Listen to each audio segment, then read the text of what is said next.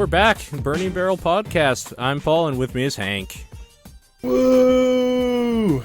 Woo! How's it going? Long time no talk, kind of. Kind of. I mean, I was on that episode of TDP. You were on TDP. We took last week off because I wasn't feeling great last week, and then by the time I was feeling okay, it was like Saturday. So... yeah. I also ended up being sick, pretty sick one day last week, which was pretty terrible. Oh, man. Yeah, you had like a stomach flu or something, right? Yeah, it was like food poisoning, but I have no idea what it was, because all I ended up vomiting up was water that I drank that morning. So I spent like a whole day vomiting and then passed out on the floor of the bathroom because I didn't want to be anywhere else while I was napped. Yeah, that's probably fair. Well, okay. Let's just get this out of the way. E3 happened the week we were gone, so, there's a lot of stuff we can talk about and catch up on and whatnot. Now that that's over, there's a bunch of things that came out, some good, some bad. In the end of the day, it was basically E3. And we're going to be trying a new format this time around. We're actually using TeamSpeak instead of Skype as usual. And we will be pulling people in from the TeamSpeak to maybe talk with us for 5-10 minutes each or whatever. We'll just bring people in randomly, ask them what they thought of stuff, give some opinions, and we'll try to get a general consensus of a few different opinions. Does that sound good to you? Sounds good to me. Yeah, it should be interesting. That way we can kind of do all perspectives look at E3, exclusive, all that sort of stuff. Mm-hmm. Yeah. That's kind of the best thing about E3 is so many people just have eyes on video game news stuff. Yeah, no, for sure. For sure. Let's just start off with what we've been doing though, because there's a bunch of stuff we can talk about, and then E3 will take up probably the lion's share of the rest of the time. So, what have you been doing in the time that we've been off or gone? So, I guess the first big thing, I saw Jurassic World. This is the biggest movie in the world right now. That movie is really dumb. Okay. It's really, really dumb. They're all kind of dumb, though. But it has some really good dinosaur fights, and that's what I wanted. I was pretty happy. And it's not as, aggressively annoying and hateful as the other two Jurassic Park sequels. Okay. So it's just way better. It is still a little too long, I think. I think if it were 30 minutes shorter, it would be really good. But god damn it, the fucking fight scene at the end is so good. It's so good. And it sort of makes you want to... yeah.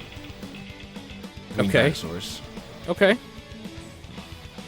And it sort of has a scene where a T-Rex and a Velociraptor stare into each other's eyes, and it's they love each other, but they know they're from two different worlds, so they can't be together, and then they just walk off. It's kind of like you and me, really.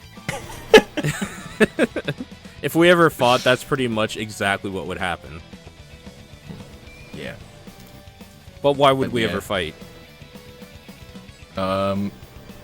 Over Final Fantasy VII. Yeah, maybe. We can talk about that when we get to it, because I have been playing it. So, but yeah. Okay, let's rewind this a little bit. Jurassic World. If you like dinosaurs, you should probably see it. What if I hate dinosaurs, but I like dumb movies about dinosaurs? That's cool too, because it's dumb, and it's got dumb action. I know that's a way more niche idea. That is no, I want to see Jurassic World because I actually hate dinosaurs. I just like movies about dinosaurs. Well, it is a movie and it has dinosaurs in it, so okay, close enough. They don't have feathers, so they're fake dinosaurs anyway. Right. Yeah. So that's been proven by a lot of really smart people, right? The feather thing. Yeah. Yep. I think that's cooler too. I like when games or movies or anything in media actually portrays dinosaurs that way, and they're kind of scarier by a lot. No, they have a throwaway line in this movie that it's because this movie is sort of about genetic manipulation of dinosaurs. Okay. That they're they were making dinosaurs the way like people thought about them, like that they don't have feathers because that's how people like wanted them. It's like sort of part of this. There's a weird meta narrative where a lot of like the decisions that they take with the park feel like commentaries on what they're doing with the movie as a franchise. It's sort of weird. Okay.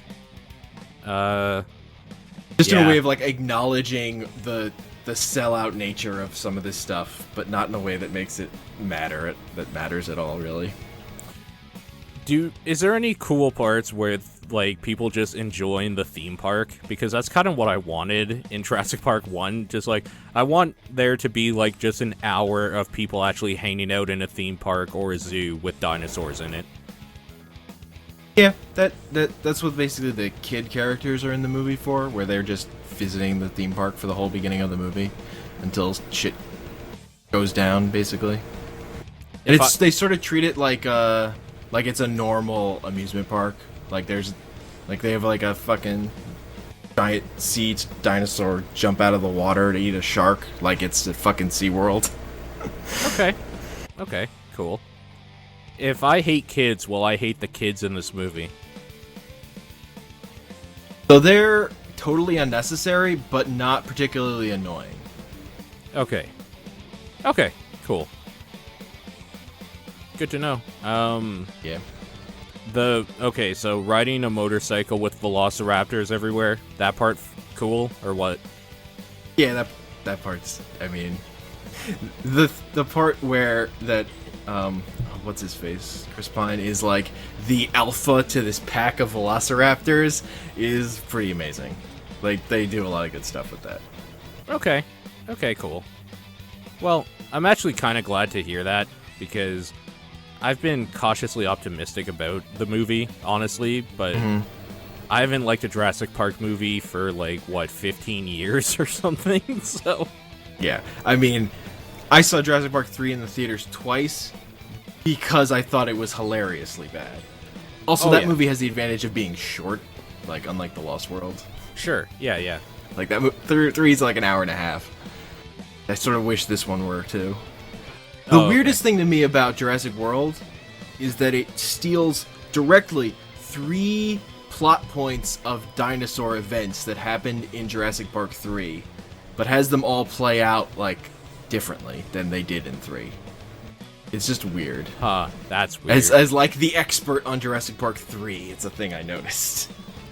You're the only person that's seen it more than once, so yeah, you probably are the world's leading expert on Jurassic Park 3.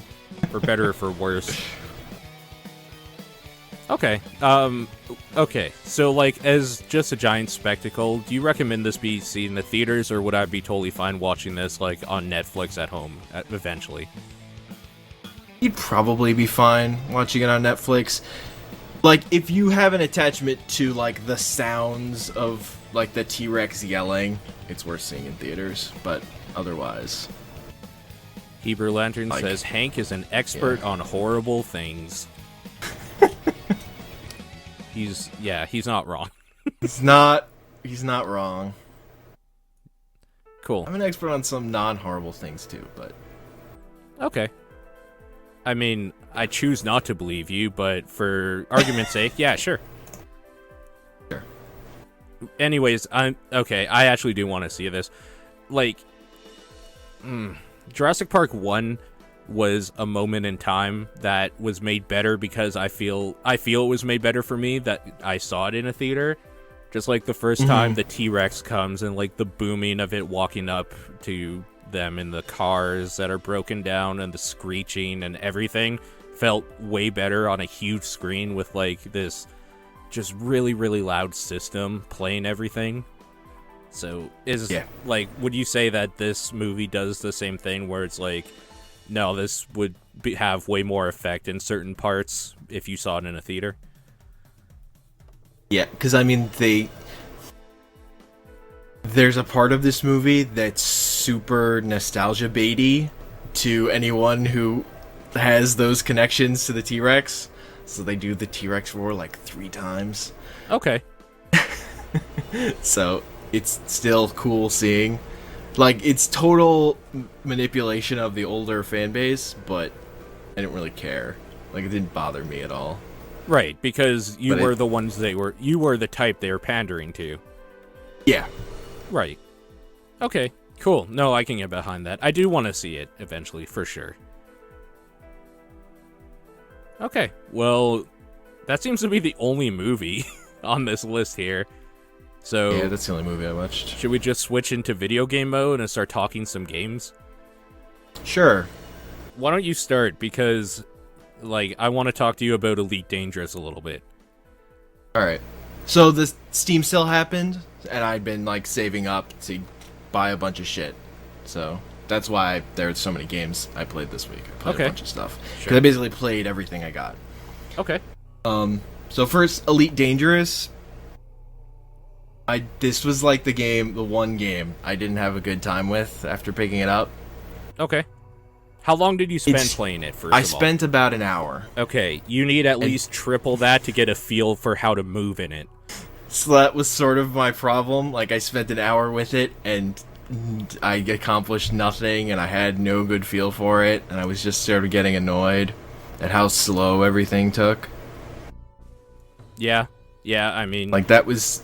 The part of it that bothered me the most was, like, rotating my ship up and down.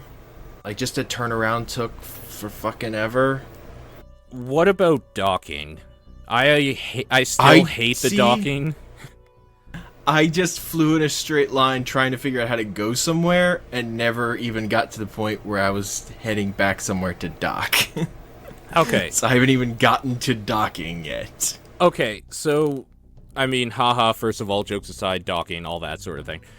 When you're docking at a station, first of all, it takes into account that these space stations are very 3D, like most of them. Mm-hmm. So some of them, you have to request access or whatever, and then they're like, access granted, dock at, like, Bay 7 or something.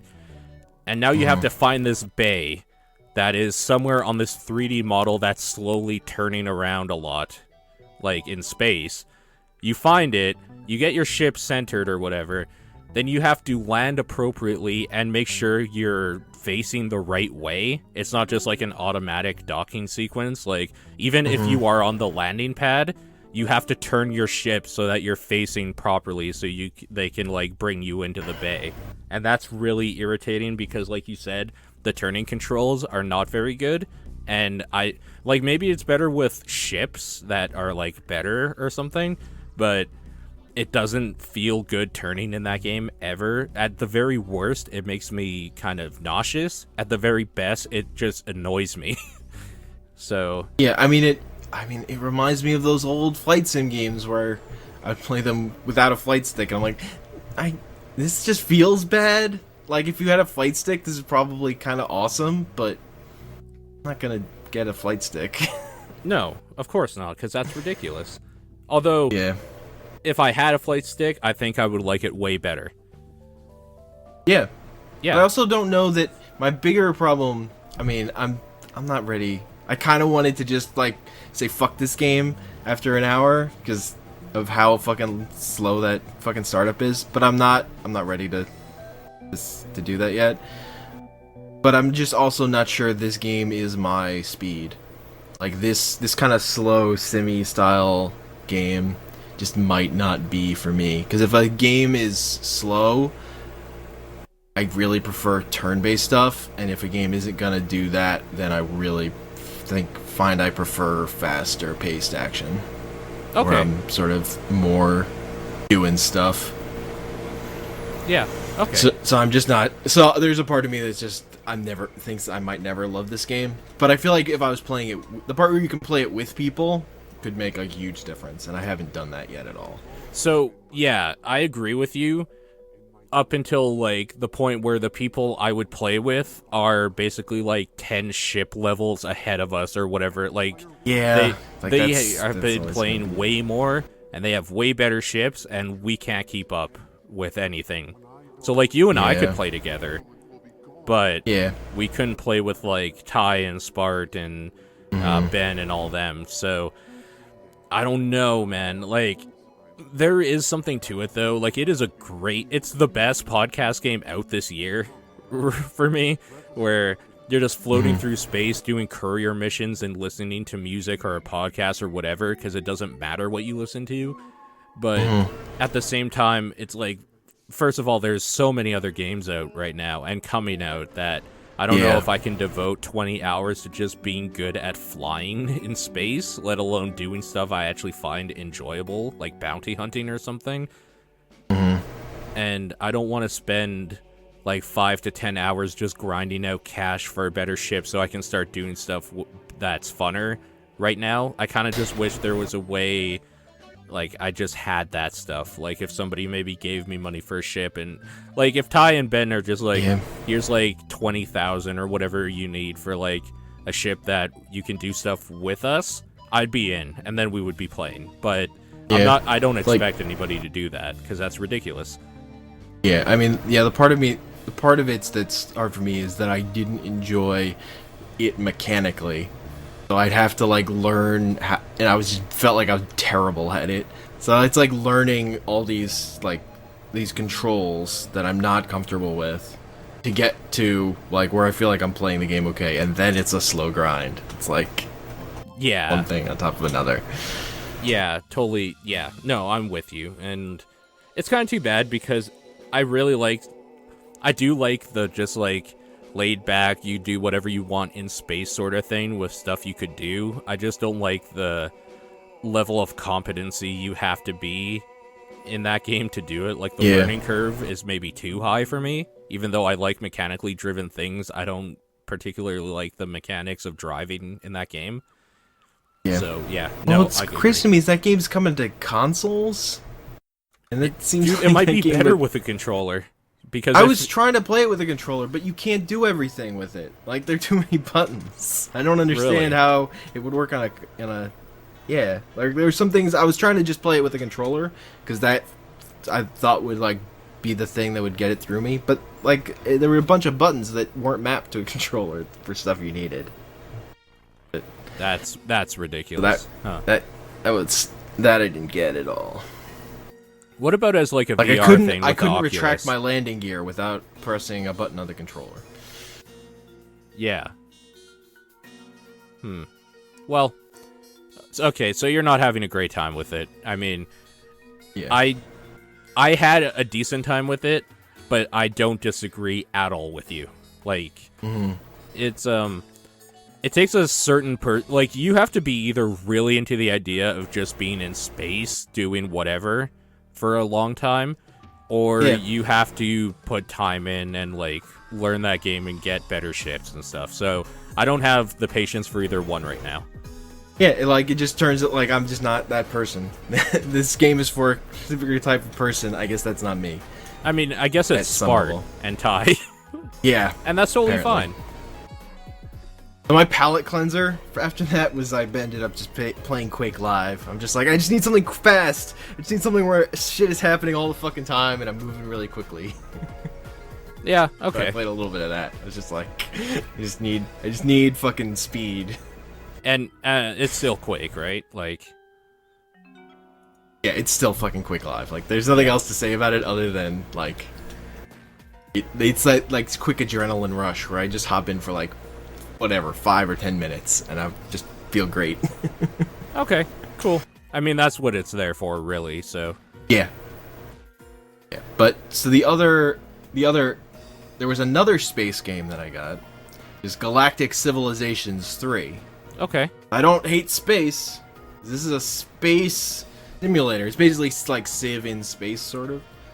Uh-huh.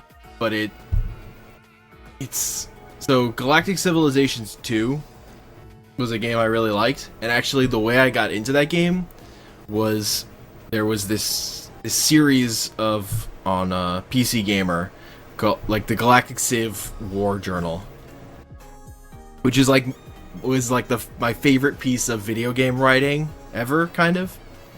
It was actually written by the guy who went on to make Gunpoint. This was don't like Gunpoint, but okay. Yeah, I mean, I never even played that game, but I really liked his writing for PC Gamer.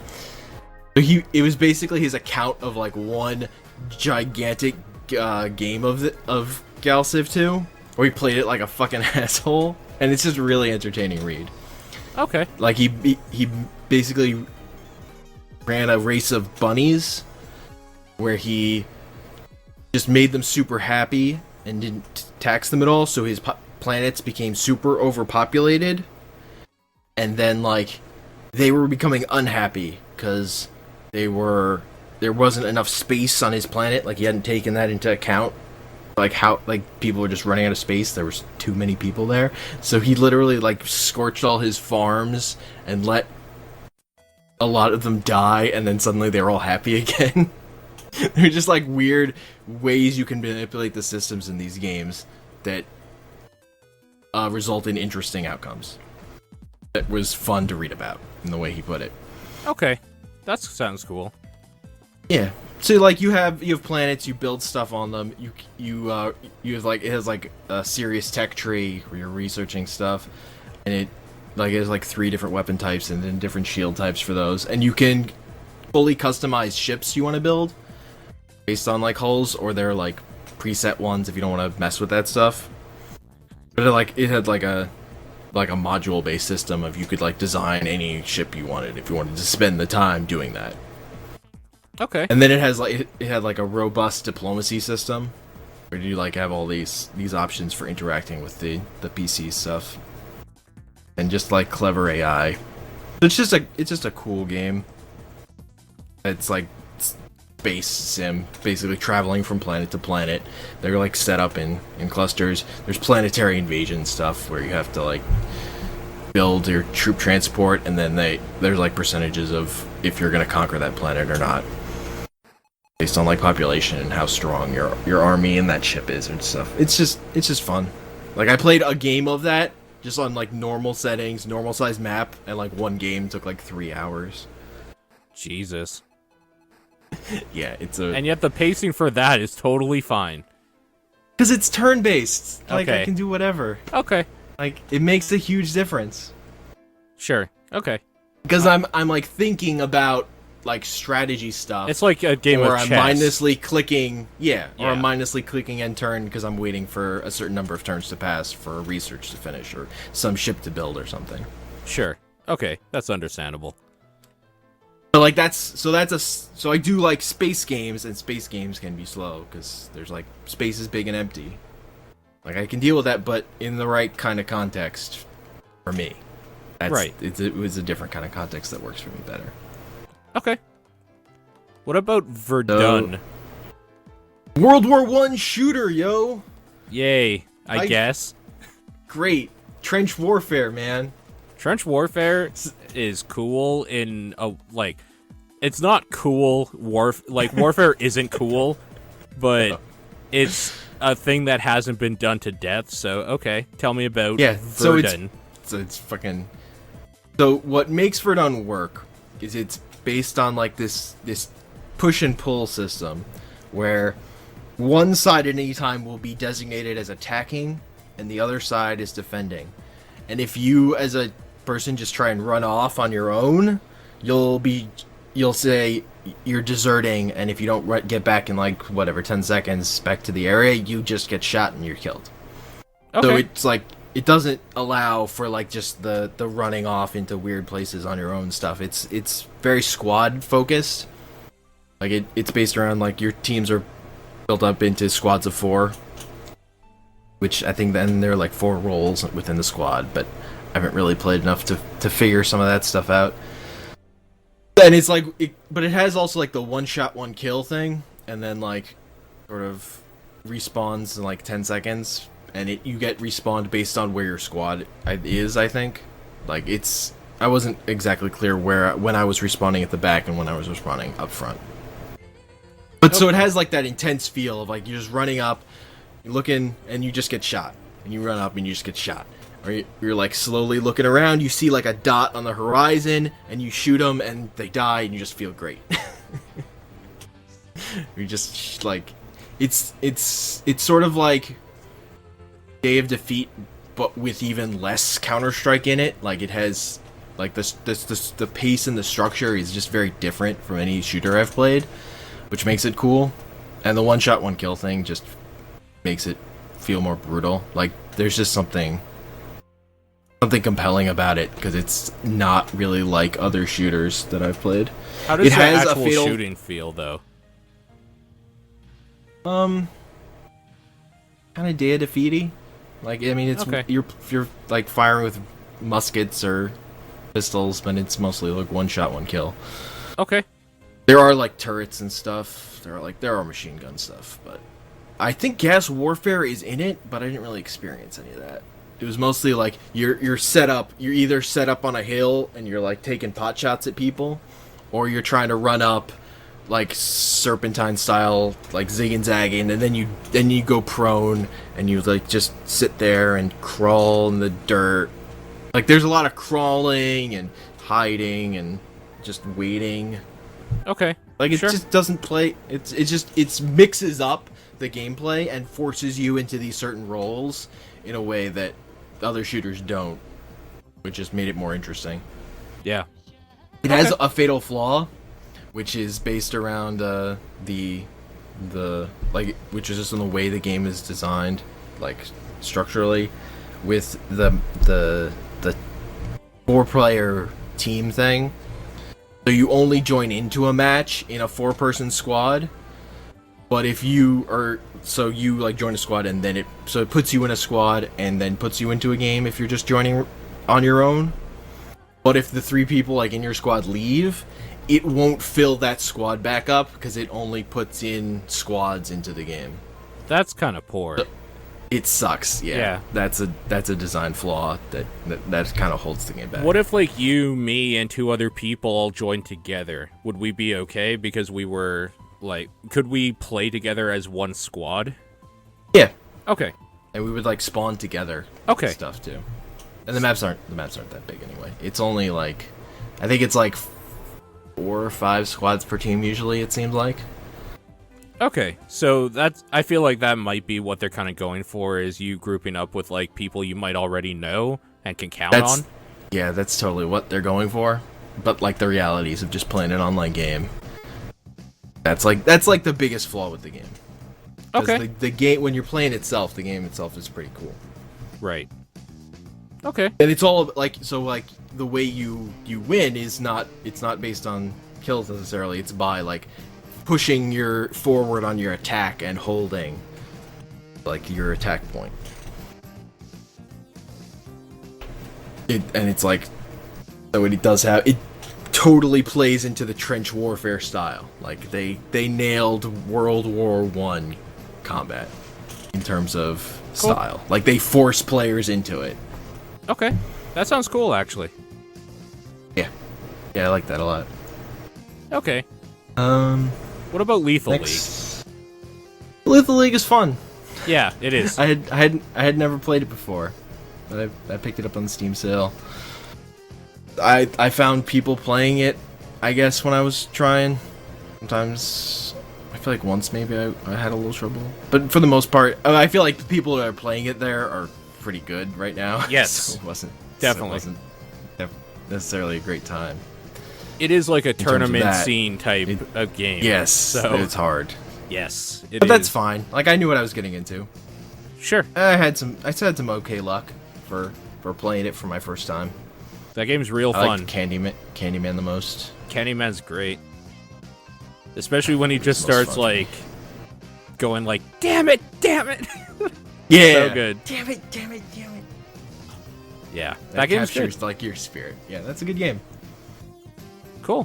Why don't we just talk about Game of Thrones and then we can go into the other stuff because we played some of the same stuff. Yeah, Game of Thrones. It's a Telltale game. Like, I don't really give a shit about Game of Thrones.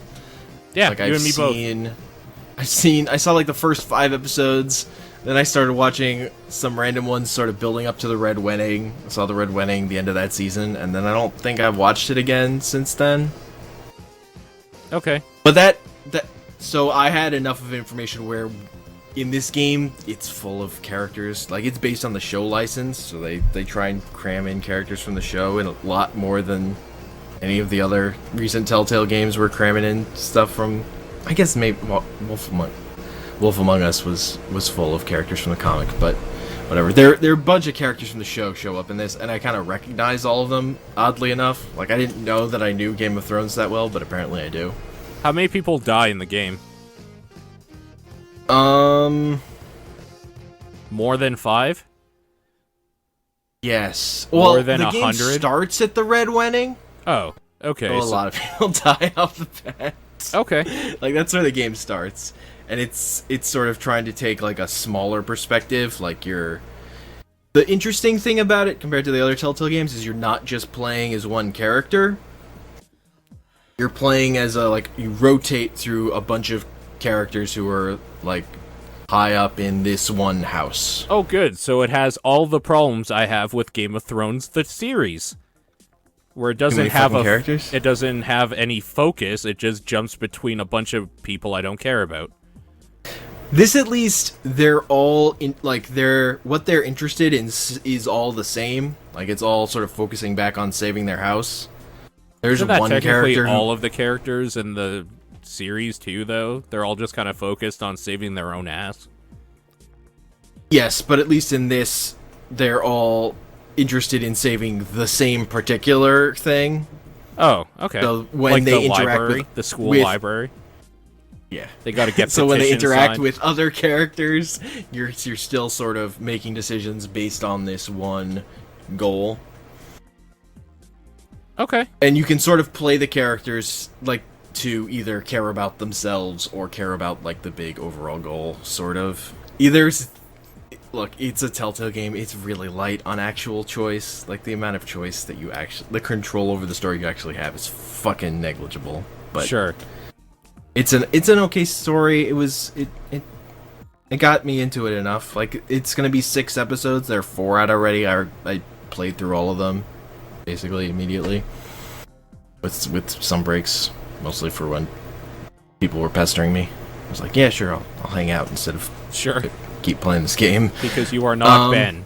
Calling you out, yeah. Ben. But, like, there's early on, like, one of the characters you're playing as gets murdered, and then he gets taken out of your rotation as a character you can play as. But mostly the characters are more likable than characters in Game of Thrones. Okay, that's good at least. Like, they're not all just complete pieces of shit like everyone in that show is, basically. So Yeah. there's that. Okay. I think that makes a big difference.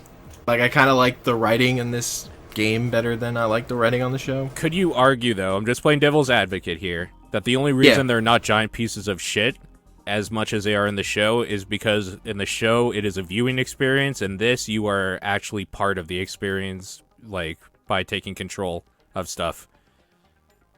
Like, do you have more of a connection because No, you're because there are interacting? characters in this fucking game, like, on your team that have, like, honor, and, like, the house that's pit against you is, for the most part, pure evil.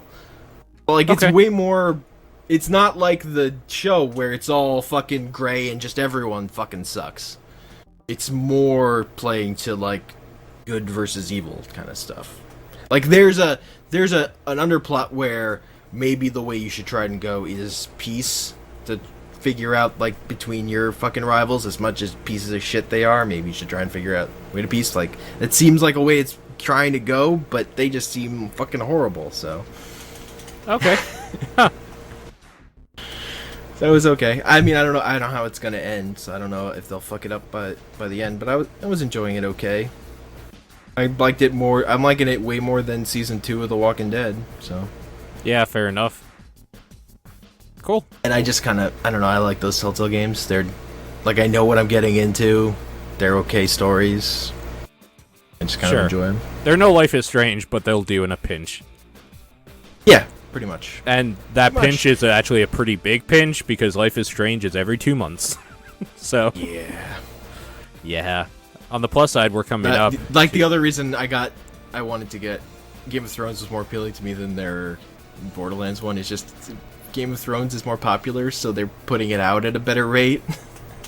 Yeah, like, that's those kind of games started annoying, around though. the same time. They put out 4 episodes of Game of Thrones, and there were 2 episodes out still of fucking Tales of the Borderlands during the sale.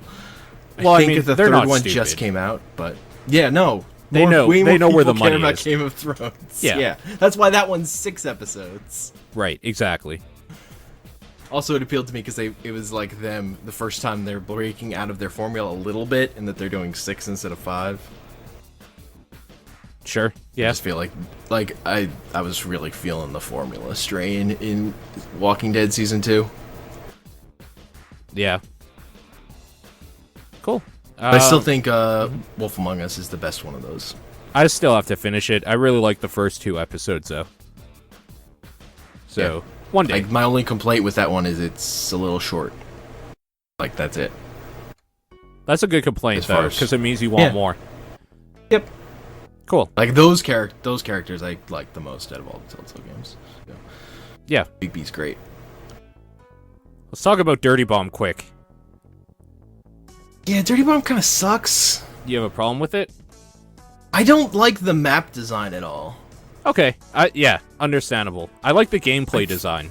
I like that a lot. I feel like it leads to these weird choke points where I just feel like you can't make any fucking progress on some of the maps. No, dude, totally. Like, it's very one-sided, where it feels... It's kind of the same problem I have with Heroes of the Storm, the mines, where, like, depending what team you're on, if you get a little bit of a snowball, you win.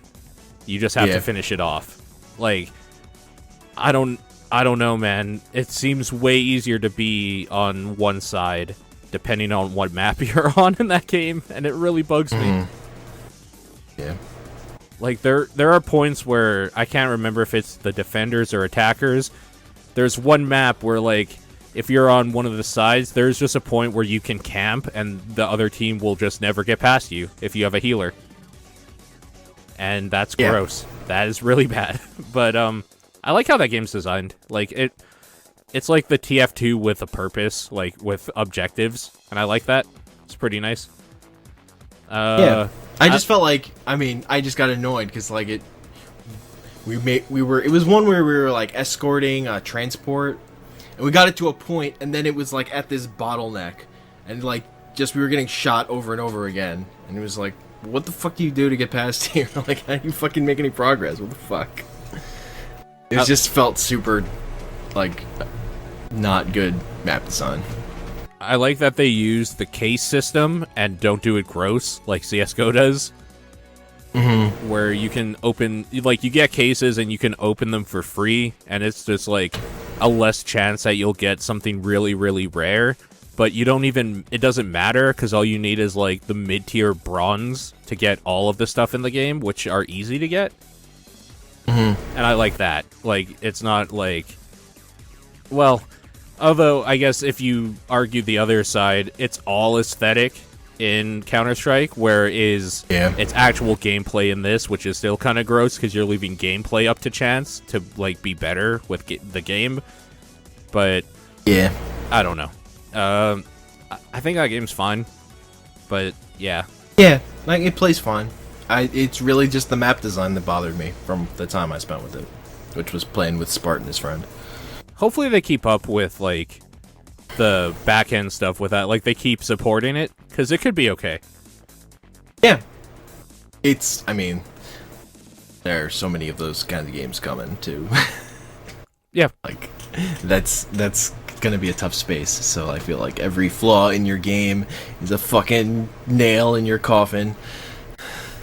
You're not wrong. Even if you do other things right, yeah. Yeah.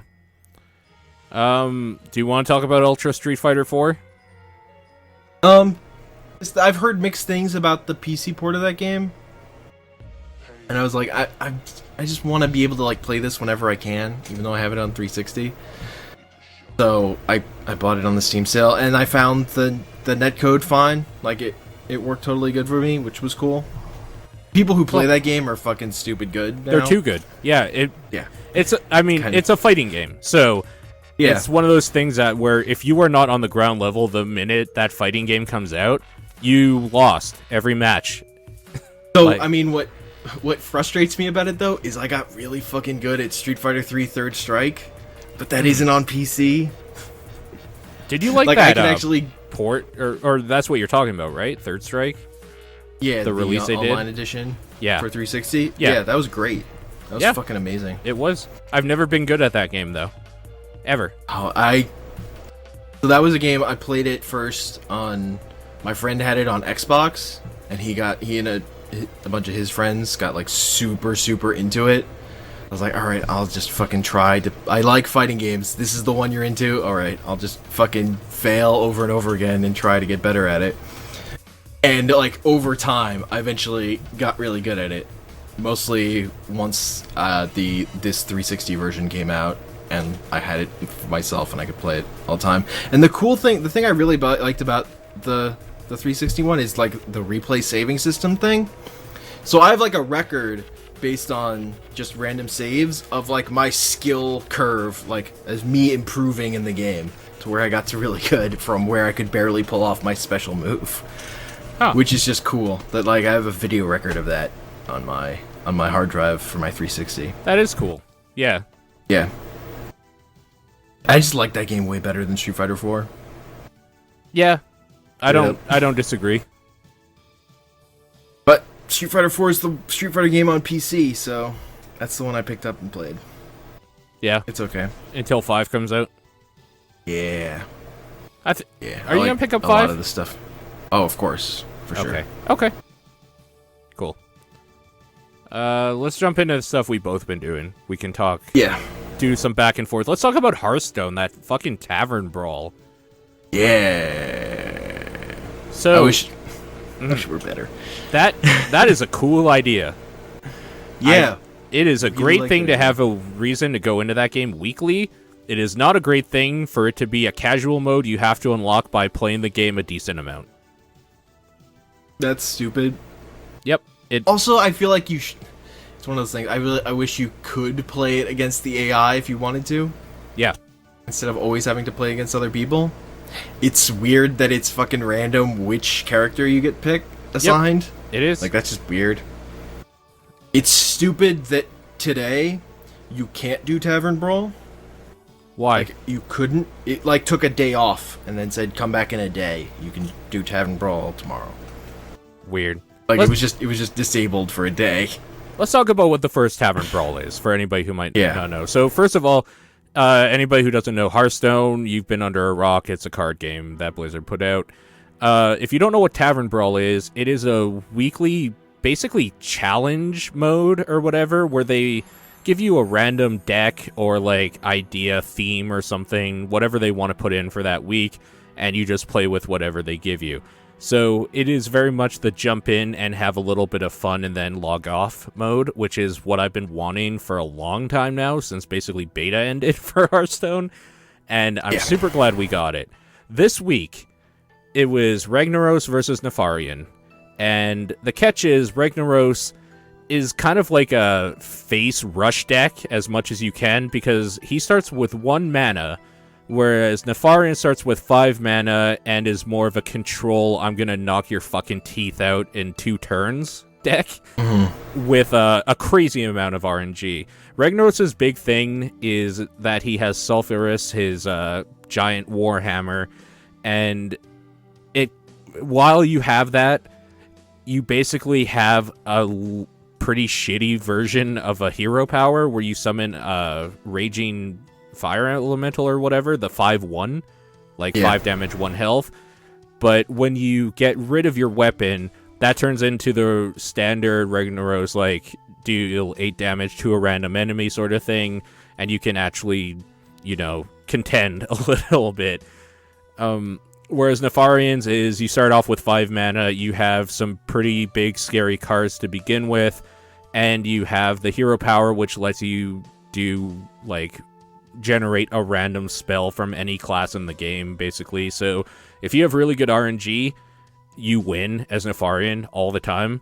If you don't have very good RNG, you might still win just because of what's in your deck. And that's kind of what the problem with this was for me, is that not only do you not get to choose what side you're on, which is kind of meh. I don't really care if I choose to be Ragnaros or Nefarian. Yeah. I just want to be able to win as either, and the odds are a little bit against you as Ragnaros, even though Ragnaros feels like if you have smart play, you will win still easily sometimes, because his cards are really good, but situational, maybe, is the best word to put for it. Yeah, I mean, they basically went the easy way of building two decks to face each other, where one is good at the early game and one is good at the late game. Yeah. Like, Magic the Gathering does this shit all the time when they build, like, pre-built decks that are made to fight each other. Like, that's how they structure them, like, all the time. How do you feel about Tavern Brawl, then? That's a classic thing. It still doesn't feel like enough for, like, to get me to play the game to hop back in all the time. Like, I like the idea of it, but I did it, and then I was like, oh, well, I guess now I'm just gonna forget about Hearthstone again. Like, it wasn't enough of a hook to feel like. I would have liked for them to go just gimmicky, like, Unstable Portals deck versus, like, the Hunter Web Spinner deck. Also, just complete random. Like, both decks were sort of fire-based, like, they were too similar in theme, in terms of, like, theming stuff, for a first one. Like, it was just boring. It was too similar to each other. I think, even though they're structurally very different. I think what I like about it, though, is that my favorite part of Hearthstone right now is the adventure packs that they release, like Nax and Blackrock Mountain. And yeah, for sure. More specifically, my favorite part of those is the class challenges for new cards, because it's always kind of revolved around a gimmick. So that's what I want, and instead we got this weird imbalanced boss fight, and that I don't think they put their best foot forward coming out. I think that's my problem with it. Whereas I do have hope that it will get better. Like I said before, having to have a level 20 deck or whatever, like, class, is ridiculous, because this is the mode that people should be able to just jump into when they install the game for the first time to have some fun with random cards, I think. Yeah. It's one of those things, like, with the Hearthstone card mount for Heroes of the Storm, where you needed 100 Hearthstone wins. Like, I didn't even know I'd played Hearthstone that much to qualify for that shit. It's like one of those weird things where it's like, what? That seems like a lot, but I didn't feel like I've played Hearthstone that much, and I've done it. So it's honestly not that much. I have weird feelings about it, yeah. Yeah. But, I don't know. I think it's cool they did it. I just hope they do it better. I don't get why you can do this particular brawl for a limited time and then it's just fucking gone, and then that mode isn't even in the game. Like, it's weird. It's just weird. It feels like they're not if they're putting that much effort into craft this stuff, why isn't it just making the game bigger and bigger? Why is the game always, like, limited in these particular ways? Honestly, I think it's because it's a free-to-play game, and they are kind of trying to milk whatever they can out of it. I bet they're trying to find a way to monetize Tavern Brawl. Like, you could play all week, or whatever, if you pay us $1. Or you could play for 2 days free. I mean, they're probably just worried about people not checking in with the game all the time. Like, dude, I'm still pissed off about those hero portraits. Oh my god. I'm just pissed off that game, you can't, would be so good as a phone game, but I can't use it in a fucking subway, because you have to be fucking connected to the internet even to do fucking single player shit. Yeah. It is garbage. Yeah, it is. That was like the big thing in, with the stupid Fallout app thing, that they said they made it to work when you're offline. That was like the one thing I was like, hey, someone recognizes this fucking issue that I've been having for a while. Like, Plants vs. Zombies 2 did this bullshit too. I bet because the developers who actually made Fallout Shelter were, like, taking a train to work, or at least some of them were, whereas everybody that works at Blizzard obviously gets flown in their golden helicopters, so they're like, what are you talking about? We have Wi-Fi in our plane, it's fine. Yeah, pretty much. Okay, well, either way, that's a new thing you can do in Hearthstone. Let's talk about Duck Game, because Duck Game is way funner than it deserves to be. Duck Game is fucking great. Yeah, it is. Like, it's like the best one of those couch co-op games kind of I've seen, and it has decent netcode. So, I mean, I've said before on here, like, I've grown to really like Northern Lion, and I realized why. Because when we were playing Duck Game, and I was saying, like, we should totally do a tournament of this, 2 days later, he's like, we're recording our tournament of shame for Duck Game. I'm just like, see, this guy gets it, man. He knows what's up. So, we still should do that, by the way, because that'll be really fun. But yes, anybody who doesn't know what Duck Game is, you should probably look into it, because just watching a video of it will explain better than I can.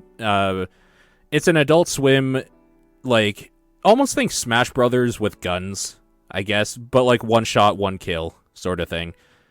And it's like Towerfall with pickups, or yeah. I think the gimmick behind it, though, pickups instead. The gimmick with it, though, is that where those games are almost like mechanically balanced for like a tournament or something, because each person has like the same set of features. Like in Samurai Gun, you have your sword that will attack the same speed or whatever, or have your one bullet that reloads slowly. This is very much like whoever gets the grenade on this level first wins. Whoever gets the net gun wins. It does have that Smash Brothers thing of, this is unbalanced. Fucking deal with it, assholes. But it's imbalanced in a way that you can, even if somebody is like, I am MLG, I've been playing this game since it came out for 100 hours every day, because that's not like over the top or anything, you could still win because you have dumb luck. Like, it's so great. It's so good. And the way the maps just randomly cycle through these whatever set of maps they have, like they're interesting, and there are weird ones in there. They put you in interesting situations sometimes, and sometimes they're like well designed, and sometimes they're like purposely dumb. Yeah, like that map that is really small with full 2 of grenades. Instruments. The map that's just full of instruments, just because, fuck it. We're here to have fun, guys. Games are fun. Play a saxophone. Play the drums. And, like, the only weapons are basically flamethrowers locked away in a room. Yeah, all the weapons are locked upstairs, and then you just set the whole level on fire. And the only counter to that in that level is that you can pick up fire extinguishers. Yeah. So, like, it's just a stupid thing of you're all playing instruments. The counter to that is, fuck it, I want to play the drums. Fuck it, I want to have fun. Yeah. Fuck. Yeah. It's like, no, don't you go for that key. Don't you get that fire. I want to play drums. What are you doing? It is very much a like couch co-op game where you would be hanging out and having a good time with your friends. Only the netcode is great, and that game works almost flawlessly with other people from around the world. It's really good. Turns out those games are still fun if you're in a fucking call with people. Yes. On the internet. Like, it still works. You can still have fun. Also, the quack button is such a good idea. It is. It's a button dedicated to doing a dumb thing. And I really like the hats, because you need them to tell who you are, basically. And some of those levels that are pulled out way too far away, you don't know who you are unless you can see, like, your dumb hat that you're wearing. Yeah. Yeah. And that they took the effort to put little animations for differently how they quack. Like, good touch. Sure. It holds up, even though you've got a TV for a head. You look sad. Most importantly, how it feels controlling. It controls very well. Yes. That game would be broken if it controlled any less smoothly than it does. And it just has fun stuff with that. All the objects have physics on them makes a huge difference. Where, like, you die and then your fucking mask is just on a bouncy pad, jumping up and down. Like, just dumb shit can happen. Or even throwing a sword on a bouncy pad and then, like, it killing somebody who tries to get through that bouncy pad area. Or you try to put your sword down, you try to throw your sword, and it bounces off a wall and kills you. Yeah, no, I mean, it's one of those games that you don't even get mad when you lose, because when you lose, it's kind of hilarious every time. Yeah, it does. Also, I like how it scores, where it plays out 10 rounds and then tells you where everyone stands. Sure. Like, it doesn't automatically end when someone gets to 10, which is what you need to win. It keeps going until you've played out the full set of levels for that go. Yeah. All good decisions. The one gripe I have to say with the game is that it doesn't feel like... It's not a pickup and you just know the controls right away. It's kind of weird having to push Y or like triangle if you're using a PS3 or PS4, like a Sony controller, to pick something up. And some things you have to pick up, then use them, then you can actually use them because you equip them. Like, it's not a huge learning curve. You'll get it in probably one round, like a full 10 wins or something for someone else. Yeah. But it's enough that it feels weird the first time you play it. Yes, like if you played it before and you're playing against someone new, you have a for sure advantage. Also, just once you've some of the items have a steeper learning curve on how to use them than others. Yes. So once you've played enough to know that stuff, you're also always going to have an advantage over a new person. Yes. With those items. And grenades take some getting used to. The biggest contrast I can think of is, say, Spelunky, right? Like, I'm going to go based on a 360 controller or like an Xbox controller. X is your attack. A is your jump. Game you want to be playing with a controller. You definitely want to be controlling with a controller. So with Spelunky on that type of controller, X is your attack, A is your jump, B is like your special item, which is a bomb, and Y is like throwing a rope up. Like, it's all very intuitive, and you kind of just get the controls right away almost. This is not like that. I'm not used to pushing the top button on the 4-button pad there for picking something up off the ground. Or, like, the fact that B doesn't do, like, anything really special except for quack. Like, it's not bad controls. Yeah. It's just not what you would think right away. But because of how, like, the spirit of it, and just playing with friends, like... that I'm holding a shotgun and I accidentally throw it at my enemy instead of shooting them, it just makes me laugh. Sure. So, like, that learning curve stuff is usually just funny. Sure. And it's not bad, because once you get it, you get it. It's just that, like, again, going to Spelunky, if you play Spelunky and then play another, like, platforming indie thing like that, the controls will be very similar to a point where you won't feel any real difference very much. Whereas, like, if you play Spelunky and then go to this, you're probably fucked for the first couple rounds until your mind switches it back into duck game mode. Yeah. But, that game's real good. It's real fun. It's real dumb. Also, if you're gonna buy it, maybe splurge and get the 4-pack just so you always know you have people to play with, because there is a single-player element of, like, challenge rooms and stuff like that, but if you're not into the idea of basically racing a clock for medals, you're not going to get anything out of it. Yeah, that doesn't sound like a fun way to play that game. It's not great. That is a play with friends game. It is a play with friends game. Yeah, exactly. Okay, I'm going to keep going here. Final Fantasy VII. Yeah. At E3, they announced that they're going to be doing a remake at some point, and I was just like, okay, let's start this up and see what we think and just have, like, a good time. And I did. I had a good time. Until the PC port did a PC thing and wouldn't let me save because it was trying to save in the cloud and never did. And I lost all my progress. That was really irritating. Played Final Fantasy VII and cloud fucked you over. As usual. That game is exactly how I remember it, for better or for worse. There are things I hate about that game. There are things I love about that game. I was having a lot of fun just remembering some of the great times I had with that game and things I could look forward to. Like going to the Golden Saucer the first time and, like, seeing that crazy area. Or, like, Cosmic Canyon, doing that part again is kind of cool because I love the music there and the overall feel. The fucking Cosmo Canyon music might be my favorite music in video games. It's really, really good. I love that song. Breaking and that's Red like 13 out. Full nostalgia pull, too. Yeah. Yeah, no, for sure. It's a very nostalgic, naturally nostalgic song, and I have nostalgia for it, so it just fucking gets me. There you go. I'm really pissed off about what that PC port tries to do with the cloud saving and then fail to do. I'm not impressed at all. I was actually really furious. Like, I was playing it off a little bit. I was actually legitimately mad because I was having a really good time and it fucked me because of it. Like, I don't want to play up to that point again, and it's not even far. It's like an hour and a half to 2 hours away. But still, yeah. I don't want to do it. And I tried the other night to just put on a podcast and, like, chat with somebody on, like, an instant messenger thing while I was playing, and I didn't even get past the first, like, the beginning bombing mission in the reactor core. It bored me. And I think it highlighted to me the problem I have with all RPGs of this style is that I really like them the first time, like when it's kind of a fresh experience again, or for the first time ever.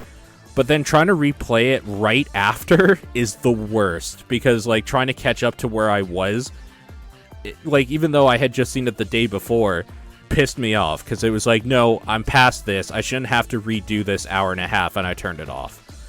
It's just boring. Having to redo the early parts of games of those kind of games is the most frustrating. It is, for sure. And this is no exception at all. There's a lot. Like, I mean, I had that same issue with fucking Persona 4, which is one of my favorite fucking games, where I like watched a friend play the beginning of it, and then I had to play the beginning of it, and then I was like, I can't. I have to fucking put this away for a while. Like, I can't deal with this game right now. That's why I'm glad I never watched the endurance run Giant Bomb did, so that game will be fresh completely to me when I start it.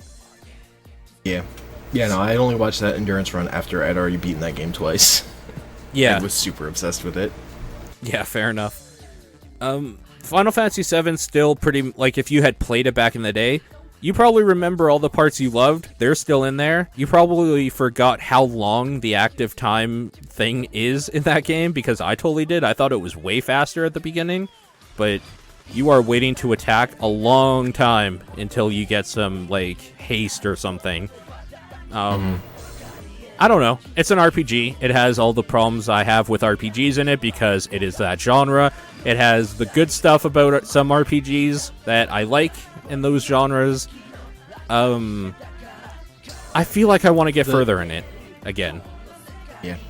I will argue that the definitive way to play that game right now is on the Vita. Playing that game handheld is fucking amazing. Like, that, it makes a lot of the problems that the game naturally has as being an RPG not so problematic, because you can play it on the go. Right. Like, I will just say that for people out there. Yeah, not for me, because I don't have a Vita yet. Yeah. One day. It's real good for playing PS1 games. Yeah, I heard that. So after that whole thing, like, more to come on that later. After that, I was streaming it, and somebody's like, I want to see AKIBA'S Trip, Undead and Undressed. And I was just like, yeah, okay. So I bought it, downloaded it, and that game didn't get me at first at all. Like, I thought it was stupid and ridiculous. And then I realized that it is dumb anime bullshit, but it actually lets you play out the dumb anime bullshit thing. So, like, you know, every anime has, like, a dumb gimmick, sort of, that kind of sets it, like, this is the thing, the power it revolves around, or, like, this person's ability or something. It lets you do that. Not every anime. Most anime. Particular kind of anime. We're talking about the dumb anime bullshit that I'm talking about with this game is, like, the fighting, like, power up move, or, like, you know what I mean, just some dumb. The thing in this is that you undress people to kill them, basically. And I was so stoked when they introduced the fact that you can chain undress people with the QuickTime event, because it felt like you were just doing the dumb anime bullshit really fast, and like, this person's pants are gone, now this person's headphones are gone, now I'm ripping her shirt off, and now I'm throwing this other guy's pants in the air. Like, it's so good. But the problems I have with that game outweigh that fun part by quite a bit. Combat-wise, it's like any other beat-em-up, really, except for the dodging or, like, blocking ability is terrible. And I'm not even sure how it works, because in the tutorial it says, yeah, all you really have to do is hold down this button. And it feels like you actually have to push that button at the time they're about to attack, which would be okay if you didn't have, like, a group of 4 or 3 people attacking all within, like, 1 second of each other.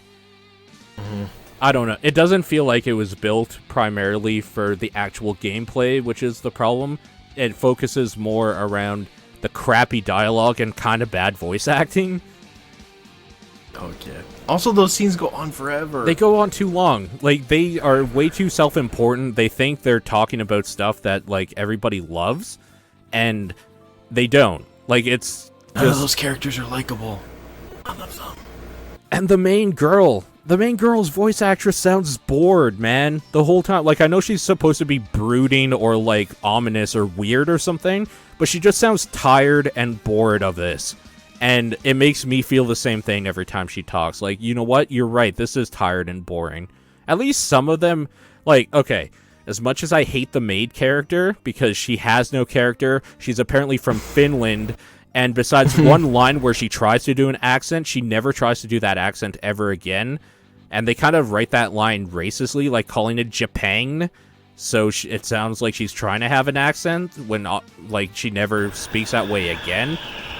At least that voice actress was obviously putting a voice in. So at least that character is happy. There's that too, yeah. I think I fell in love with the premise of the game more than I actually fell in love with the game, and I'm trying to like it, but every time I've tried to play it, it feels like it's fighting me in some way. Like, the combat system's gross and kind of shitty. At best, it's fun, but at worst, it's almost unplayable. The dialogue takes itself way too seriously and drones on for way too long in the cutscenes. The voice acting is not that good. I don't know. I think it's just one of the things that, like, what they tried to do outweighs what they actually did, or is trying to outweigh what they actually did, and it's not really working out for me. I'm trying to like it, and I don't think I do, so I feel a little annoyed by that. I feel almost like I was tricked into it, because looking at screenshots and video of it, it looked real fun until you actually play it, and it plays like garbage. But I don't know. What, like, you saw a little bit of it when I was streaming it. What did you think?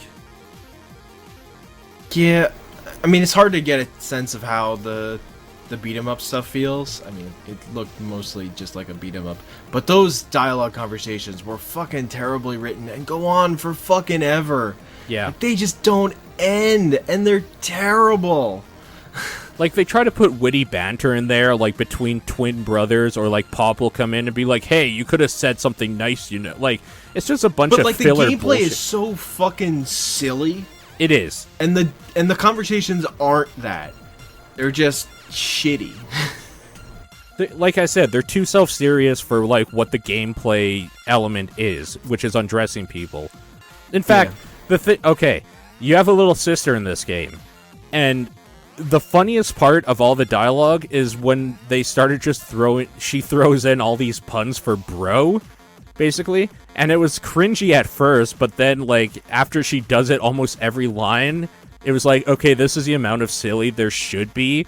Like, it should be kind of cringy and silly for how cringy and silly the premise of undressing people to kill them is. Yeah. So, like, she's the only one that did it right. Everyone else is talking about being freedom fighters and stopping this evil corporation. You're like, what are you talking about? Say silly things. Yeah. I don't know. I also, like, want to do a review on it. The options it gave you for your character, that felt like it was trying too hard, or whatever it was trying to. Like, I don't even know what it was going for. What do you mean? It just felt like. What options? When you get to pick from, like, 3 dialogue choices. Oh, the dialogue choices. Character. Yeah, I like that you could fucking game over yourself at the beginning of the game. keep being an idiot. The That was weird. The dialogue options, they give you 3 every time. And it seems like the 3 are basically like, I take this story seriously and will respond accordingly. I am an otaku and that's all I care about. I'm an asshole. Those are like the 3 options, basically. And it's stupid. It's so dumb. Yeah. That's why I went with like the I'm an otaku obsessed with figurines option every time, and it ended up killing me right away. But yeah, that game that game tries way too hard to like fill in like otaku culture stuff. Yeah, which always just sucks anyway. Yes, it does. Basically, so none of that feels good. A game like the fucking way the combat plays out is so fucking hilariously dumb. Yes, it is. I just wish more of the game had like the spirit of just fucking pulling off people's clothes till they're in their underwear and then die because sunlight. Yeah, no, I completely agree. I mean, a thing I can say that's good about it, when the sound didn't glitch, I liked the music choices in the background stuff. That was cool. It was kind of weird that there was like heavy metal during the battle. It was like overlaying tracks on top of each other, like playing multiple songs at once. That only happened that one time though, but that was really bad. Okay. Yeah. That was really bad. It hasn't happened since. So that glitch kind of worked itself out.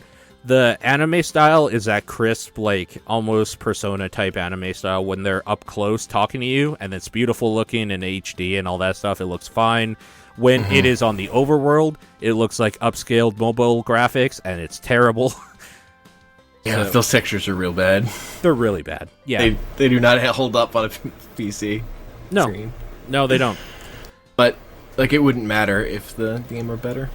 I kind of want to do I haven't wanted to do a game review since I used to have to do them for a site. I kind of feel like I want to do one for this one because I don't even know how I feel about it. I want to like it because there's elements of it that are done really well, but overall, just how it plays outweighs all of that for me. Yeah, for sure. It's too bad. I mean, that's it though for me. That's all I did. Yep. Do you want to talk about E3? Sure. Let's talk about E3. All right. You know what? There's only 2 people waiting. Let's bring them both in here. So we're going to have 2 people join us here. We're going to talk about some E3 bullshit. And yeah. Bullshit. User was moved to your channel. Hello. Hi. Hello. Okay, so this is Tony, better known as Zeta Shade. You've been on the podcast before when Nathan was here. Yes, it's been a very, very long time. I was on back when Nathan was a part of the show. Yep. And I didn't really have that much to add to the conversation, but I'm hoping that's different today. Well, I figured we would just talk about E3, and since there's only 2 of you, we're going to bring you both in, so I will get contestant number 4 in here. User was moved to your channel. Hello? Hello. How's it going? I'm well. And this is Foxy the Kid. You've been on the show before, too. Yes, episode 100. I'm in the intro and outro. Really? I don't even remember episode 100. I guess that was Did you have a year ago. special intros or outros for them? I did it once with episode 100 because of the occasion. And Okay. I believe I wrote that Nathan got a bad touch at the zoo. That sounds like him. Yeah, sure. Yeah. Okay, cool. Well, welcome back. Glad to have you. It's been a while. And we're going to talk E3. Oh boy. Oh boy. Oh man, those 2 days were so crazy. At least for like eating, sleeping schedule, and what have you, since I watched all the pressers. All of them happened while I was at work. So I got to watch them at midnight when I got home until 6 in the morning to catch up, go to bed, go to work, and do it glorious. again. Yeah. Glorious. It was really brutal. I guess we'll start just with Bethesda, because they were kind of the first ones up, really. Yeah. Sure.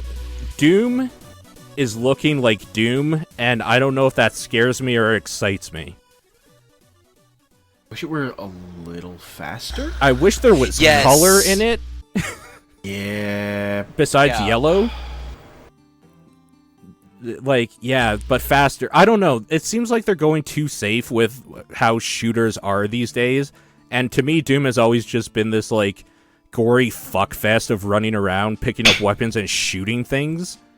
To be fair, they made that look pretty good with what they had. It was just a little slow for my liking, but the kills, the gunplay, a lot of the stuff that made Doom like what it is felt very much like it was in what they showed off at the Bethesda press conference, and they showed a lot of it off too. Like, for me, for this, what I want from this type of shooter, like, I feel like it was sort of exemplified to me with that latest Wolfenstein mini game they made, basically. Oh, the when I was Ultimate, playing that they put all those nightmare stages in where you're playing like the original Wolfenstein and the thing, where just the fucking like stark weird ass colors from that original game make things pop so much stronger than they do in like the regular game. And I just want fucking shooters to have fucking colors that work like that, where you just can see enemies so fucking clearly, and it is just fucking iconic and sticks in your mind.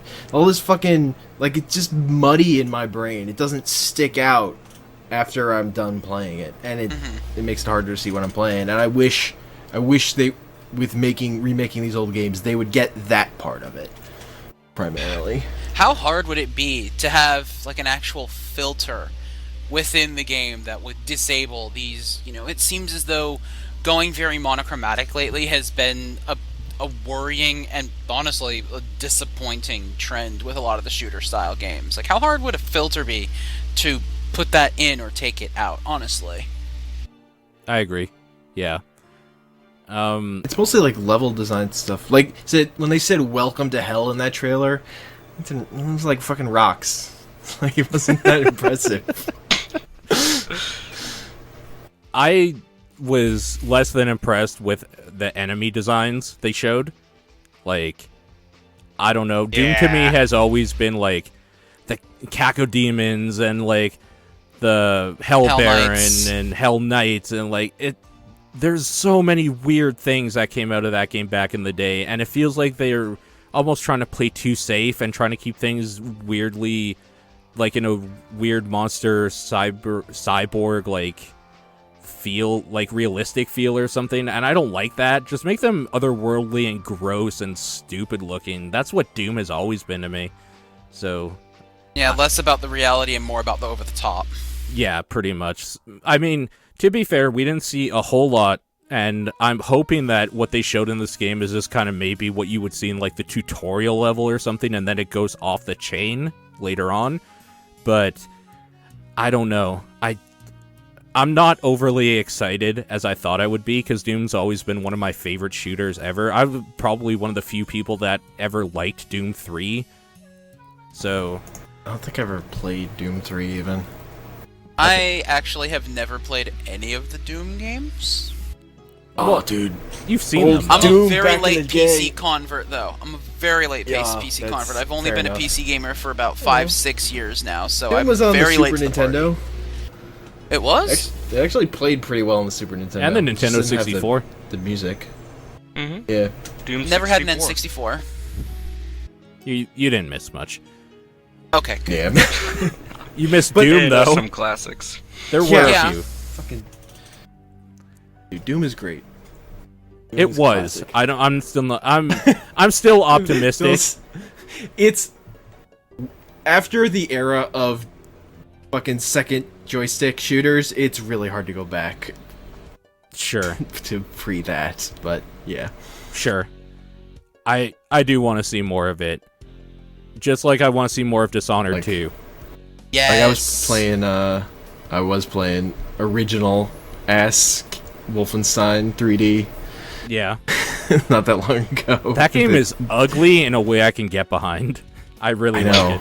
I love it. There's so much it doesn't blue. Play that great since I was going directly from that fucking the Wolfenstein Old Blood. Does not play as well. That's awesome. Turns out. Let's talk about That Dishonored. blue dude. Yeah. So Dishonored 2 kind of cracked me up because, like, one of the things that seemed to happen a lot with E3 this year, like, there were, for quite a few companies, there were some huge leaks that happened before the press conference. And Dishonored 2 was one of them. But it cracked me up because it wasn't like some group, got access to their pre-E3 conference or anything. Like, no. Bethesda streamed a little bit of their dress rehearsal, and somebody forgot to turn off a mic while they were talking about bringing Arcane up and talking about Dishonored 2. And this went for about 3 minutes, and then you heard one of the guys kind of go like, "Oh, shit, there's an open mic. Can we get someone on that, please?" And then the video was dead for like 3 minutes, but the mic picked up all this, like, a lot of the stuff about it, and it's like, oh, we left a mic on and there's a lot of people in our channel. Can we fix that? So, like, they inadvertently, or maybe not inadvertently, depending on how you want to look at things, like, leaked Dishonored 2 before the E3 conference. But it was still really cool to watch. Really excited to see that they actually have two different characters that have genuinely unique and different skill sets. And there's been more that's come out about Dishonored 2 that I'm really interested in. She needs a mask, dude. She needs to get a mask in that game because the mask is what I loved about Dishonored. I said it there. It's not even the gameplay. It's how cool the design of the mask was. I think Jim Sterling said that same thing. She needs a skull mask by She the does. end of the game. Jim Sterling is the smartest man in the world because he shares my opinion.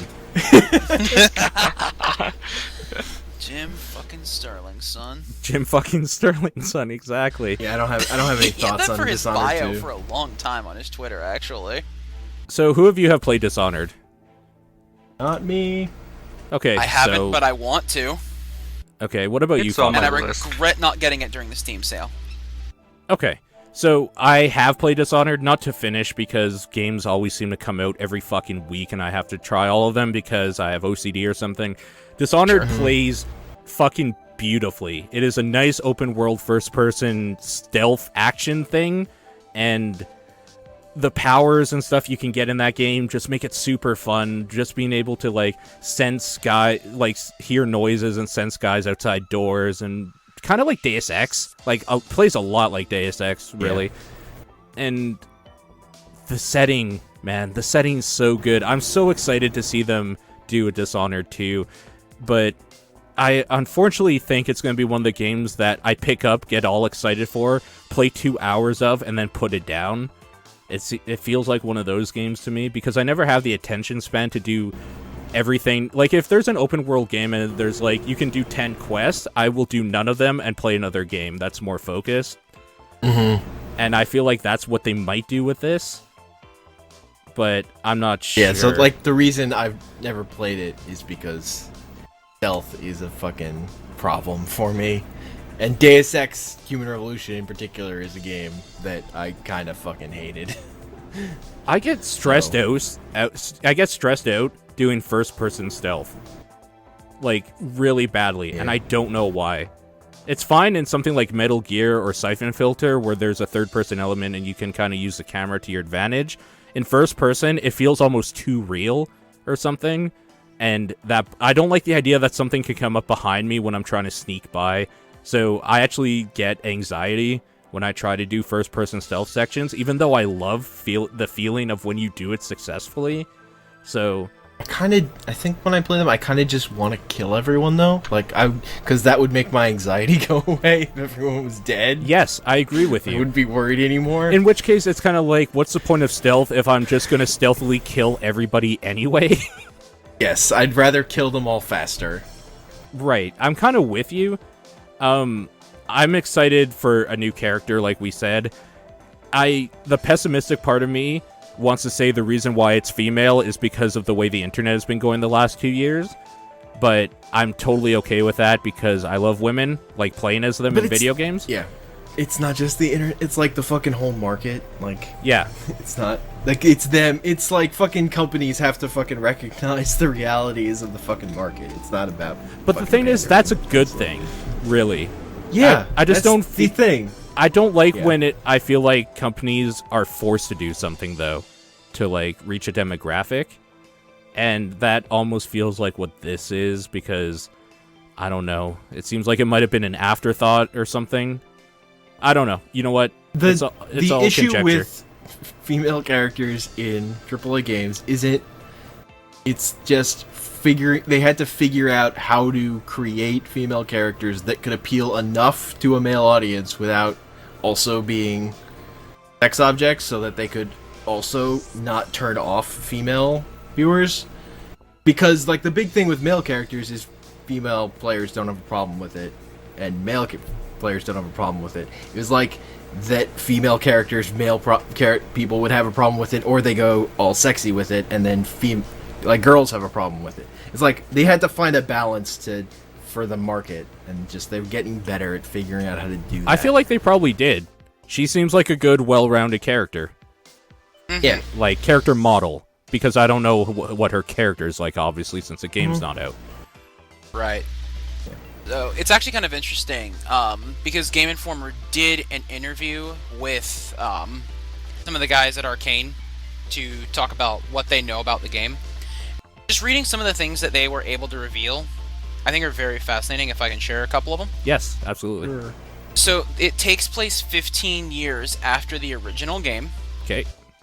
It starts with a day in the life of Empress Emily Caldwin, a character that Arcane wanted to explore more after the first game, because they say by the end she was an interesting character and was the only good thing in the world actually worth saving. Was a reflection of Corvo's actions, and some players figured out what those ties were to Corvo.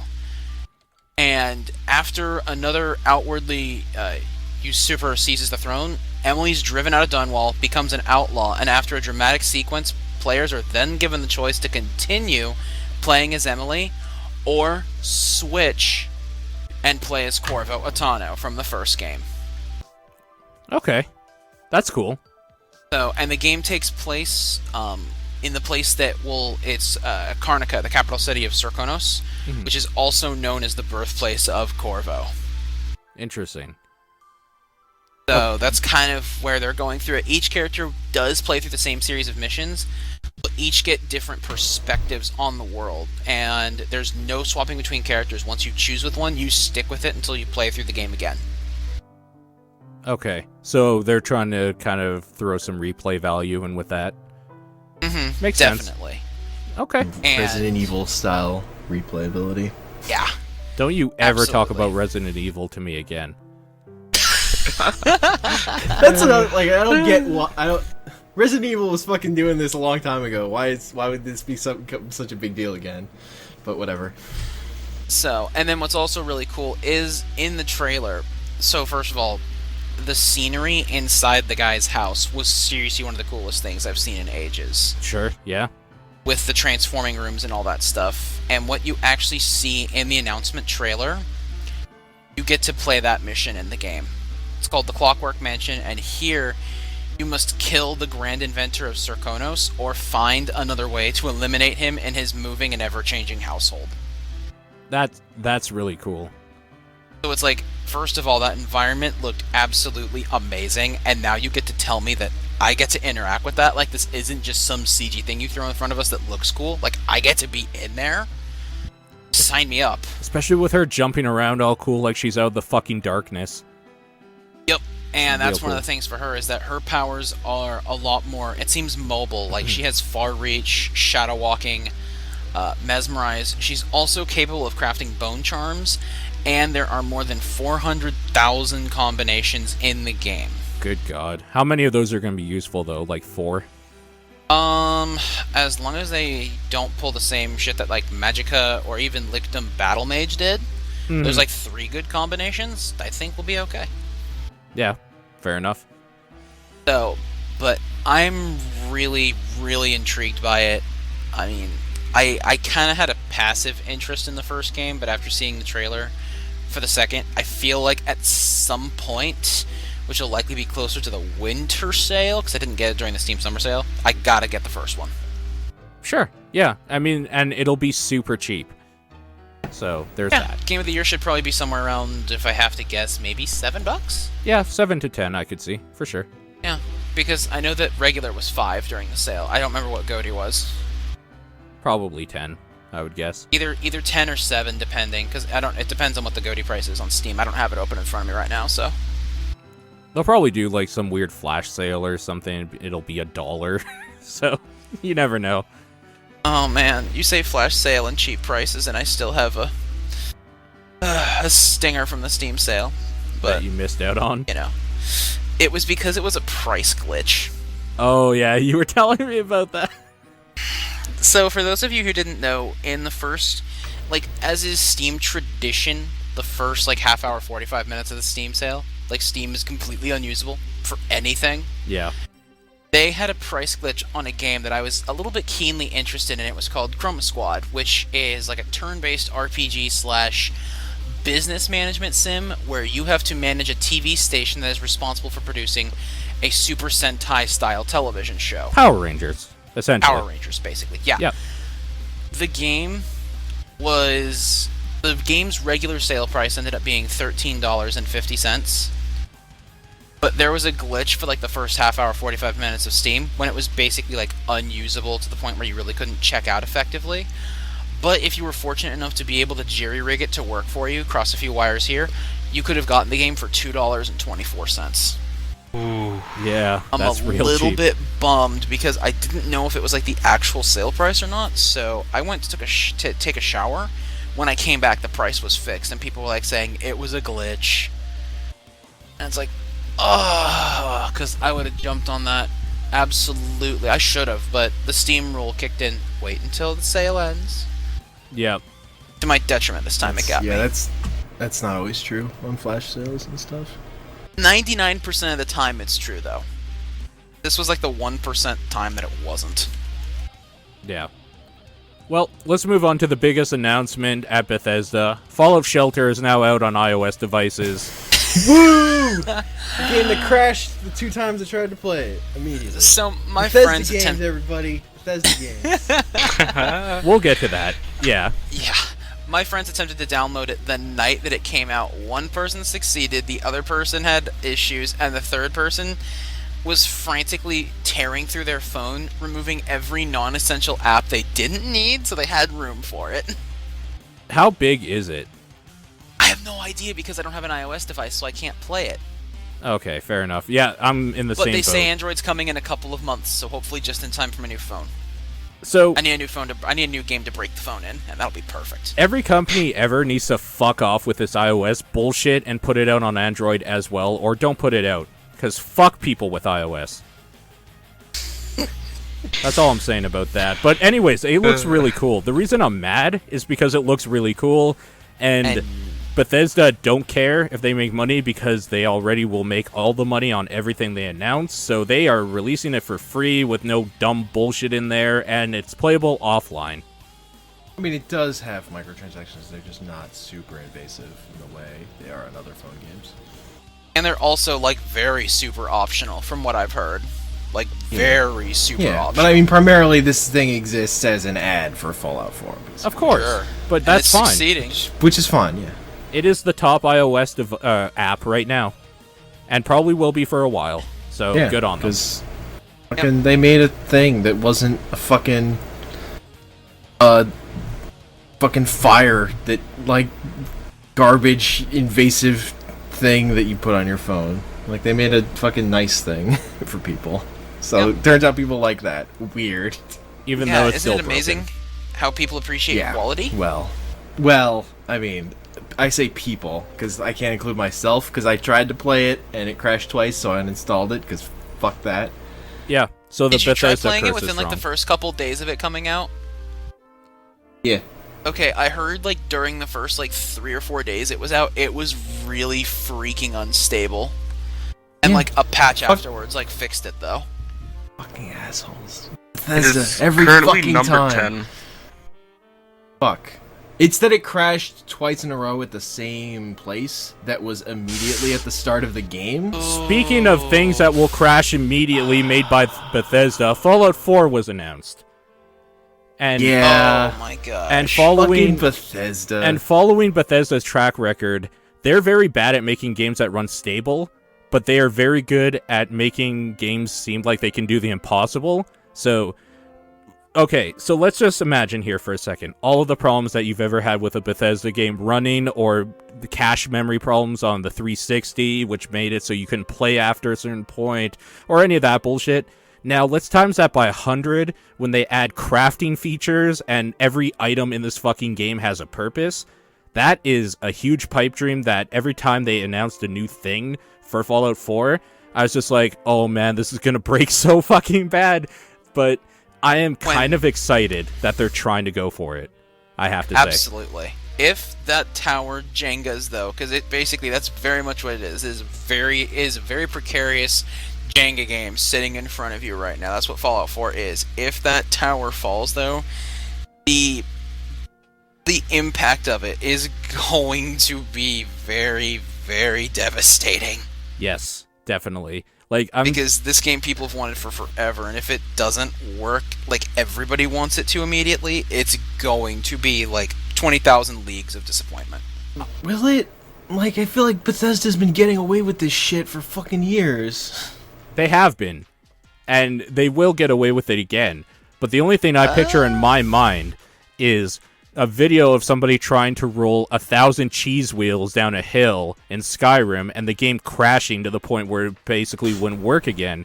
And now I'm thinking that every item in this new game will have a crafting purpose of some sort, and that is scary as fuck, because Bethesda is not the studio that has the history of being able to make things work normally, let alone when they introduce a grand idea like this. So, I don't know, man. I'm worried, but I'm cautiously optimistic, because if they get it working, it's probably going to be really cool.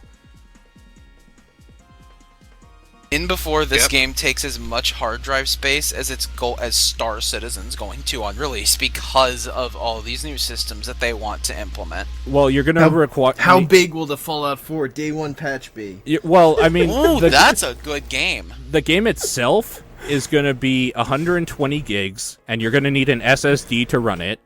So you're going to need to buy a whole drive just for this game. But then you're going to have to wait a little bit to know how much the patch is going to be, which will probably be around 50 gigs. And then it will crash your computer, because you won't have space for mods. You won't have enough CPU you need memory. The 50 gig patch mod to fix the game. And see, the problem is there's going to be too many people that cheap out on getting a decent solid-state drive because they spent an excessive amount on money on the Pip-Boy Limited Edition that they announced. I want it, but... Good grief, it's amazing, but it is so excessively excessive, but it's really cool.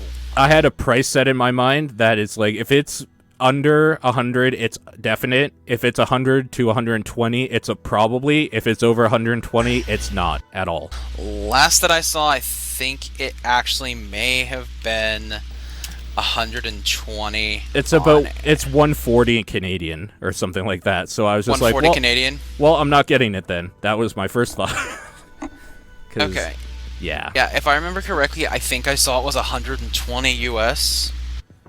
Yeah. But it goes so fast that even Amazon has like a little notice on their screen saying like, yo, this thing is basically fire. Yeah. Like, it's currently unavailable for pre-order. Thousands have already pre-ordered the item, and we're working to get more product, which sort of kind of a little bit sounds like, oh, we might have had a few too many people pre-order this thing.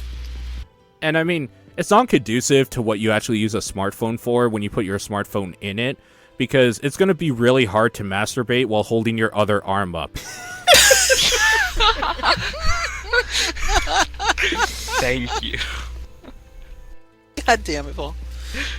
But anyways, I think it's really cool they're releasing a standalone app sort of thing to work with it in case you don't want to just throw your phone in there and look like the biggest dork ever.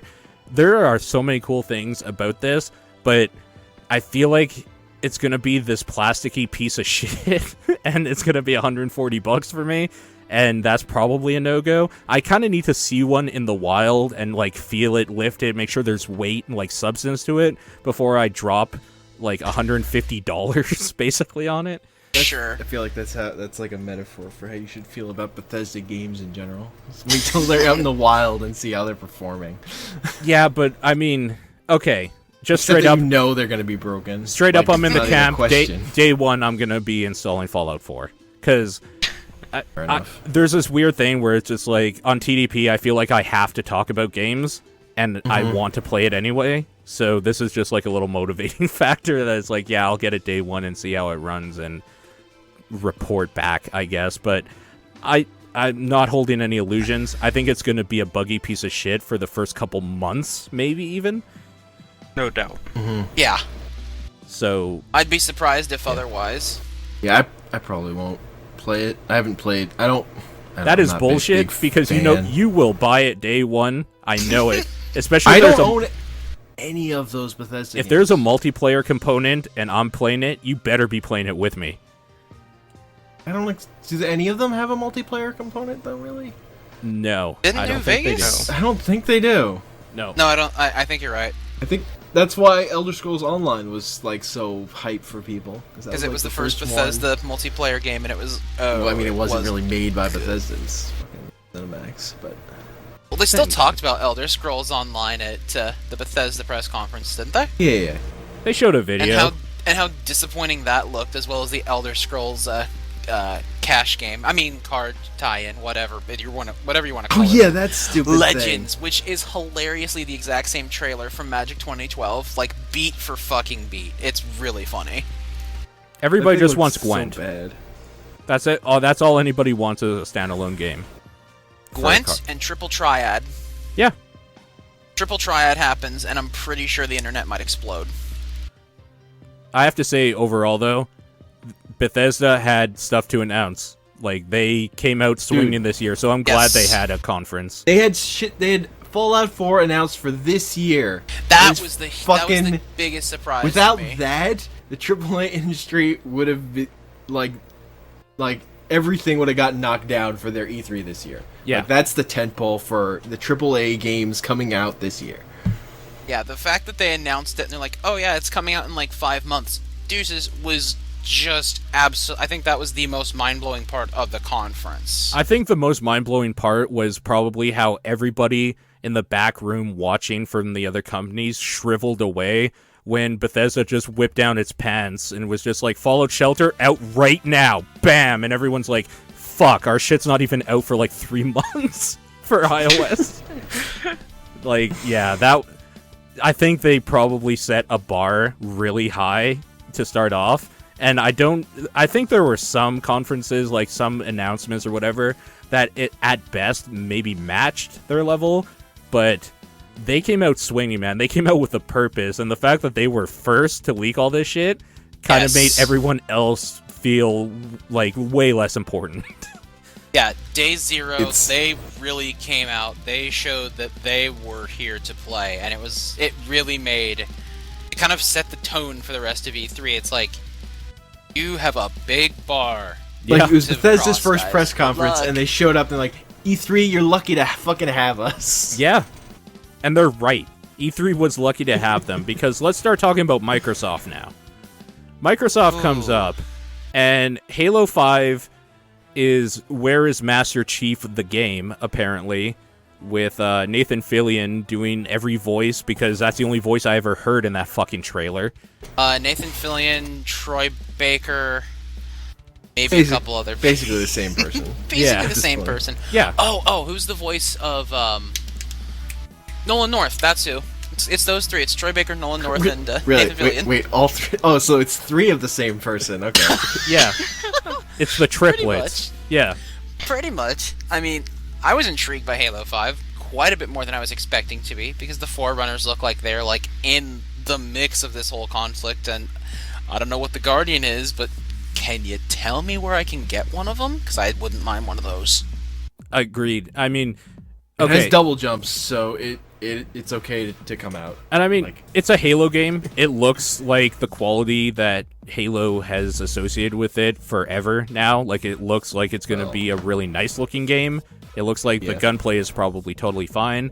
I hope they do something like they did with ODST, where in this game, Fireteam Osiris, that you kind of go through, like, maybe they split up at some points and you follow each team member a little bit and get to know a little bit more about them. I really like that about ODST.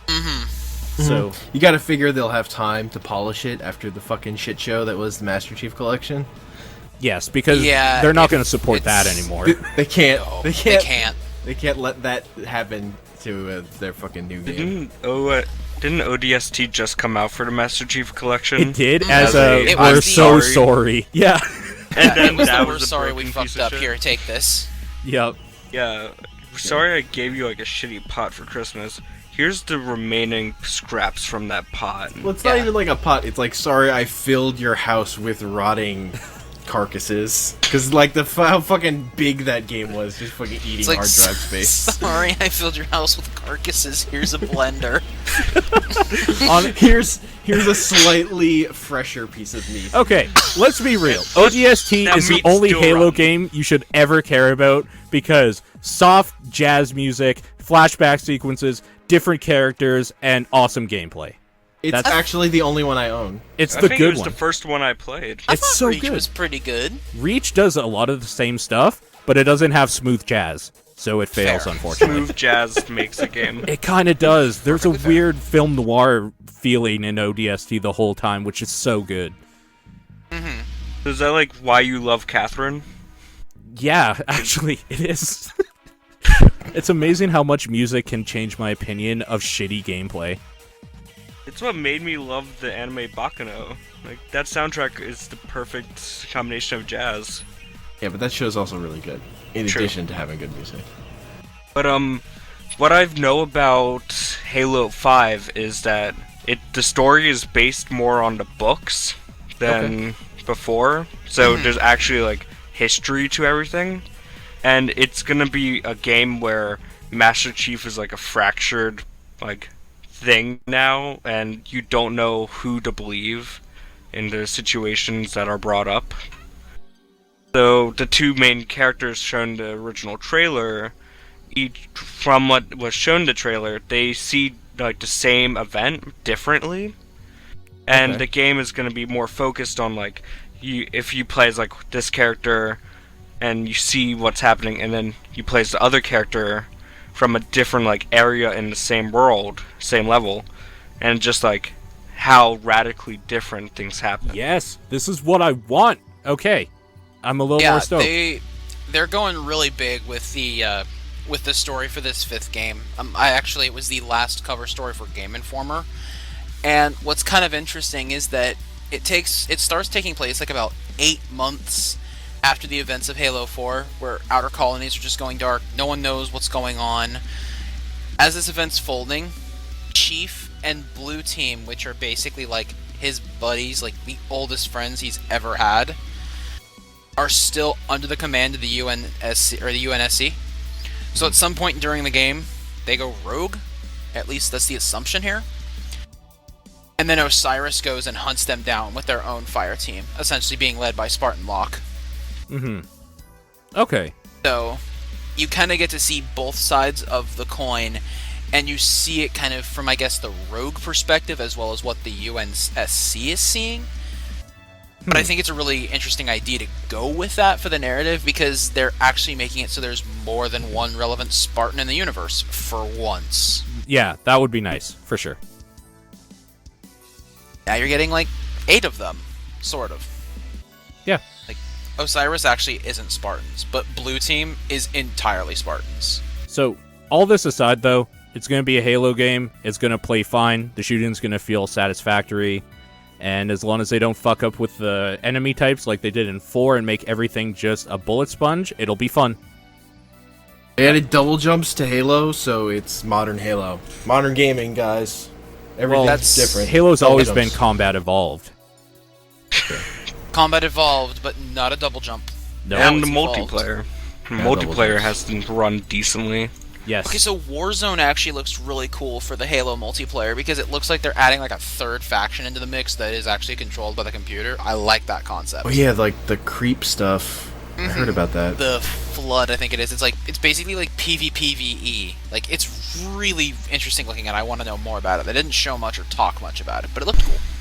I'm always okay with games stealing stuff from MOBAs. Yes. They're competitive Yes, multiplayer agreed. games, so. So that actually sounded really interesting to me.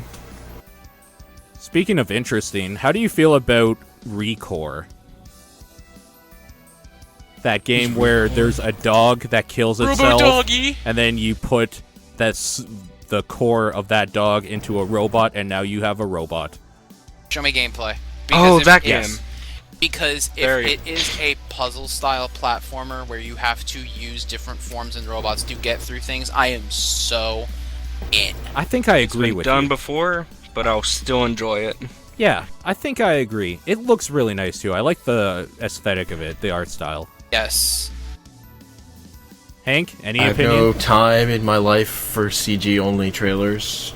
Even if they I do agree look with okay. you. I do want to see gameplay before I talk any more about that. Because an E3 fucking gameplay demo trailers can be full of lies, so fucking CG trailers, whatever. Yeah, I can't wait to find out how they kill off the blue orb. yeah, exactly. You don't know how You know that's it's gonna ending. break at some point. Yeah, it's gonna Look, crack. it's gonna throughout. die. It's a coin flip whether it comes back after dying or not. No, it's gonna Yes. break, and then the spirit in the orb will be your new companion that cannot die. It possesses Something like you. that. Yes, exactly. You takes becomes over a robot. you, You become the new core. and then at you're the end not of the game. you're not even playing anymore. The computer's just playing, and you're watching after that. Actually, you know what? That would Oh be my pretty gosh. great.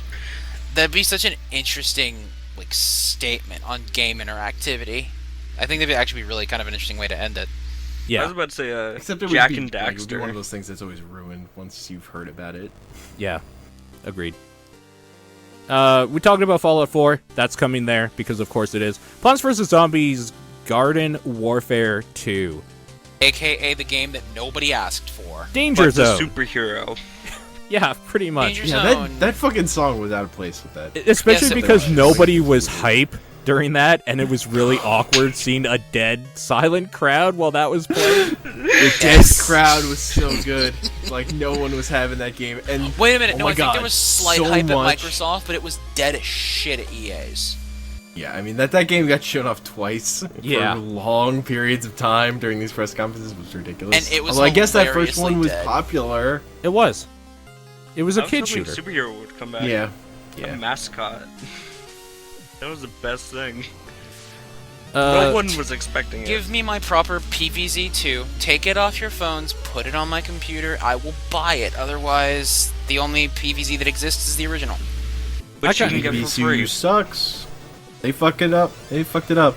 Like, I was all ready to forgive all their bullshit for Plants vs Zombies 2, but it was just a fucking drag. Yeah. They PopCap fucking makes- ruined that game. Yeah, And I they really did. like the original. Yeah, PopCap makes me sad lately because, honestly, they've been taking some of the best games from a few years ago, putting them exclusively on consoles or, like, changing them in such dramatic ways that it's like, Look, man, not- really? it's not Peggle PopCap's 2. fault that they're owned by E EA. I know. I still want my Peggle 2 on PC. I'm holding out hope. one day. I don't know why that fucking hasn't happened yet. Money? What the fuck? Because It money. came out on Xbox One in 2013, 360 in May of 2014. Yeah, but they're bringing and everything then- else to PC. It's just weird. Yeah, like, I don't understand. Like, Peggle was, like, a huge game for PopCap. Why is Killer Instinct coming to PC before Peggle, too? Okay, that's a fair question, but we'll get into Killer Instinct coming to PC later. Yeah. Because, yes. Um, Forza Motorsport 6, they took a car and lowered it from the roof when they could have been paying their developers a decent wage. Just to remind you that E3 is basically the equivalent of a car show. Yeah. There were people, I was watching it on a couple of streams because I was just bouncing back and forth because it's always fun to watch these things when talking with people and what have you. First, best comment that somebody said about that car when it got pulled back up, I got 20 that it falls down during the middle of something. Who wants in? That would be so good. Holy shit. That would make this E3 the best. I was If just the mad car that the would've fucking fallen- the guys that walked on stage weren't in the car. Like, they just If they would walked have on lowered them after. in the car and then come out for the presser, I think that would have been really amazing.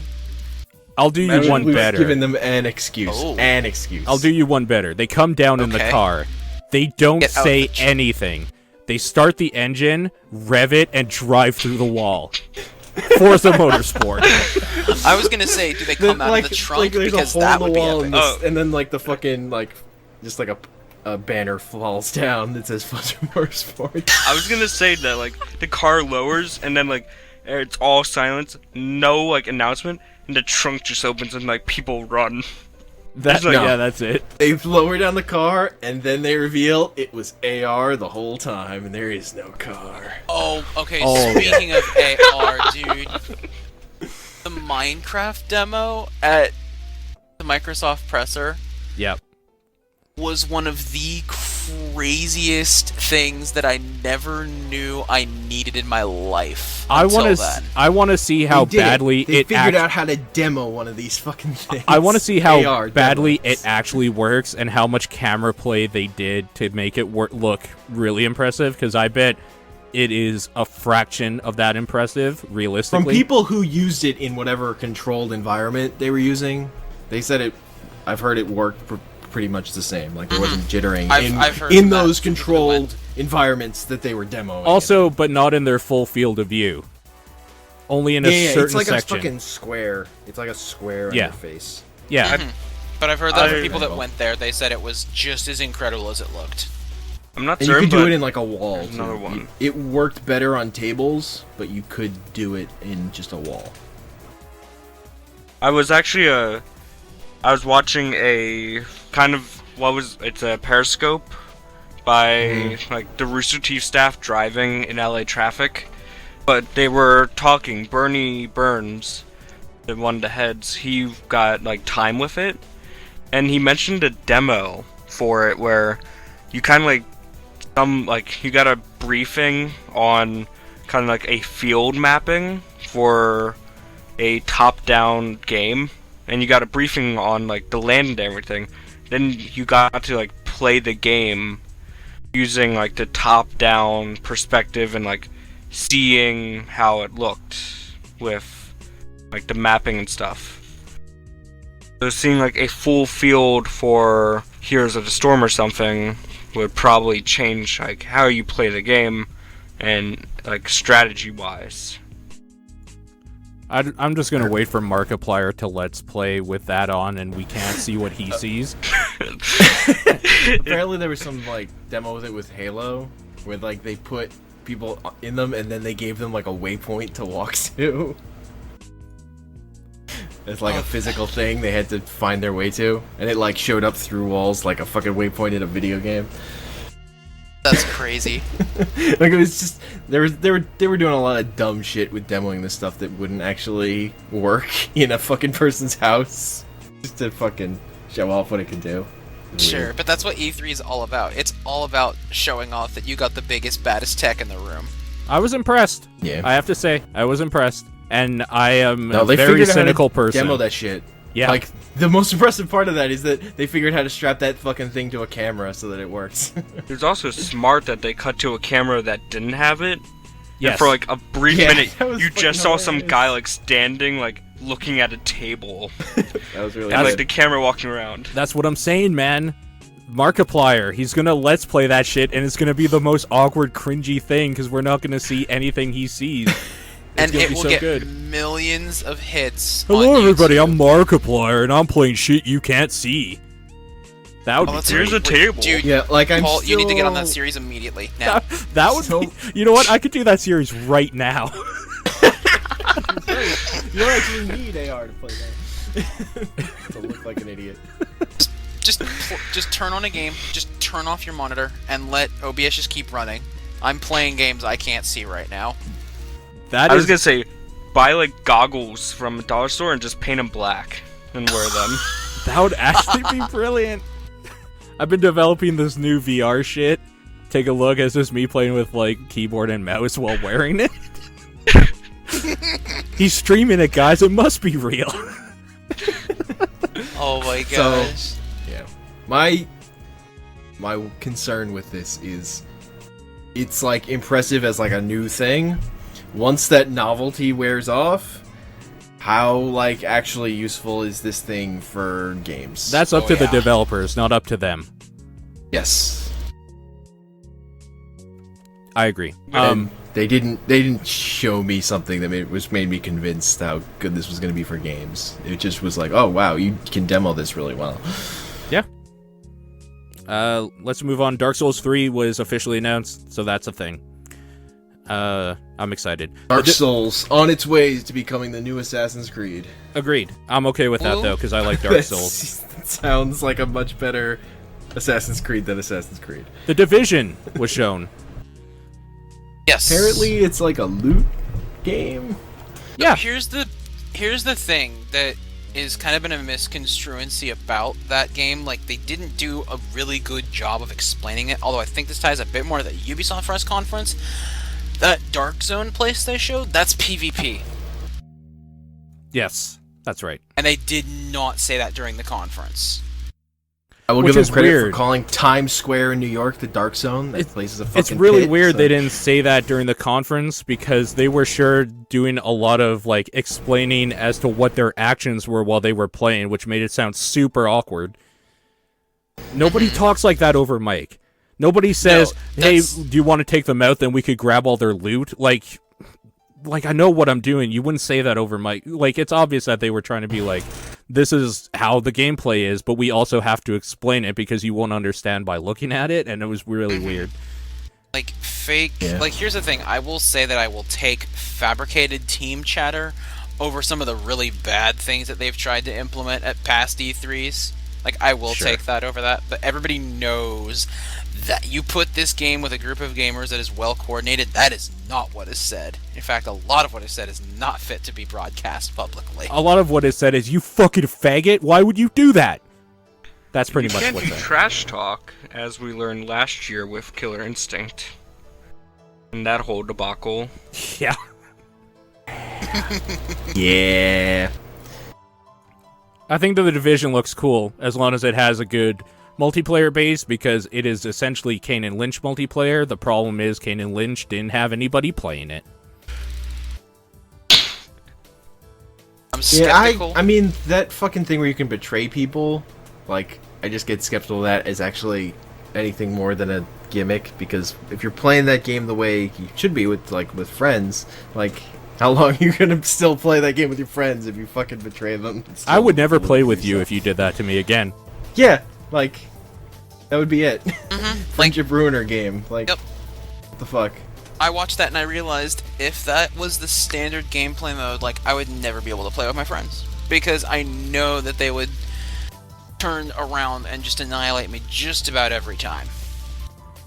Like, unless they maybe made it so you didn't completely lose out, like, say you get killed at the very end, and sure, they got all the loot you were carrying, but to compensate because you were, like, team killed or something, you get maybe more money. Or, like, I don't know. They could do something where it didn't feel like you completely fucked over your friend, but It doesn't seem like that. it doesn't seem like they're going to do that, and this also creates a problem that if they want a multiplayer game, I'm never going to want to play with random people, ever, because they will always kill me, and I know that, because I will always kill them if I don't know them. So you're kind of dividing. This is like saying there's a multiplayer game, but you're only going to play it with your friends, so there's no point in it being multiplayer. Like, it's a neat idea, but, like, practicality, the problems with multiplayer gaming is more like you need to find ways to get people to work together, not more reasons for them to, like, fuck each other over. Right. Exactly. Less wedge driving between them. Right, exactly. Rainbow Six Siege actually does a good job of having to work like a unit, even though that might be its detriment too, because it looks really boring being shield, dude. You do nothing but stand in front of shit. Yeah. Mm-hmm. Definitely. And what I've seen of that game, it just feels like it gets samey when you're doing the missions over and over again. I like Rainbow Six games though, so I'm excited to be part of the beta when that is out. I mean, when Rainbow Six is like a whole different. It was like weird mapping out plans. I love it, Back man. when I played It's so that, good. that was so like just time-consuming micromanaging, and then everything goes to shit. It was such a that's just a different fucking game entirely. Yep, Is what I remember of that. I'm excited for it. This is closer to like kind of. multiplayer SWAT. I'm also excited for Rise of the Tomb Raider, because Yeah, that looked awesome. the 2013 Tomb Raider was the best Resident Evil 4 game I've ever played, and best Uncharted game. The only thing that I think is going to ding Tomb Raider so hard, it's biggest fatal flaw, it's coming out the same day that Fallout 4 is. Yep. It's a bad idea. Which but is like, this is like one of those things for that game's success. I hope that they blink and like say it's coming out like a couple weeks later. Or Like, I earlier, feel it- even. Or even earlier, potentially. Like, they need to blink. They need to move, because Bethesda sure as hell won't. Oh, And yeah, it'll no. help them to move in this case. It's not a situation where calling the surrender button here is not a bad thing. Oh, yeah, no, for sure. Because Bethesda's going nuclear. Like, you... No pun intended, right? Right, exactly. Oh, maybe a little bit. Okay, fair is fair. It's not even like clever programming. They're both like similar audiences with the whole adventure type skill game, more gritty like violent scenarios. It's not like you're releasing a Mario game and then Fallout 4. You're going Well, Square like, Enix seems like determined to consider Tomb Raider games failures, so it fits with that. yeah, they're not really helping them. They aren't. Oh, and I've got fucking- so much to say about Square Enix. it's too bad, too, because I was put off of the Tomb Raider that came out a few years ago for so long, and then when I picked it up on a whim, I loved it. It was my favorite game from that year, maybe. It played so well, and it was so fun. And I felt like they didn't do enough to really show me any of that, ever. So, yeah, they are content on making sure that series fails so they can focus on dumber shit that we'll talk about when we get to that part. I mean, what they showed off of that new game, it was like that Uncharted type shit of like gameplay that's barely gameplay, of spectacle stuff that I don't really like. I don't know, like, who knows what part of the game that is even, but Yeah. that stuff always... I've never liked Uncharted for that reason. Rare's releasing a compilation thing. That thing seems really well priced for how many games are going to be in that thing. Yep, Yep, it is. $30, 30 games, no GoldenEye. Calling back a earlier comment that the Nintendo 64 had a few good games. There you go. I hate That's where they're Banjo-Kazooie games, by the way, just for the record. Banjo-Kazooie, Tooie, and then Conker. Which I just want to know what version of Conker they're gonna put out. It I looks like agree. it's going to be the unrated one. Ooh, but that's the killer there, because there was the Conker Nintendo 64, which was somewhat unrated. There was the original plan for the Conker remake, which was a actual uncut, unrated with full language. And then then what there's they released. The censored version, which was heavily cut back. I think it's the 64 version. From what they showed, it looked very 64-y. Which is very good for itself then, because they basically bleeped out almost all of the Great Mighty Pooh's opera. Oh, of course. But the thing is, they gotta be careful, because if that's the game that pushes this over into M territory, that's gonna suck for that game's sales. There's too many games on that collection that you kind of have to deal with M-rated, because if Yeah. you take out a bunch of games from Rare, then you're gonna just barely hover in T. There's With all My- of Yeah, I that. mean, there's no reason to not have an M-rated game that's basically nostalgia bait, anyway. Sure. And then My the problem- curiosity is grabbed by the ghoulies in this package. Yep. Yeah. No, I Oh agree. my god, it is! Yeah. Okay, I'll tell you the games that are included in this package.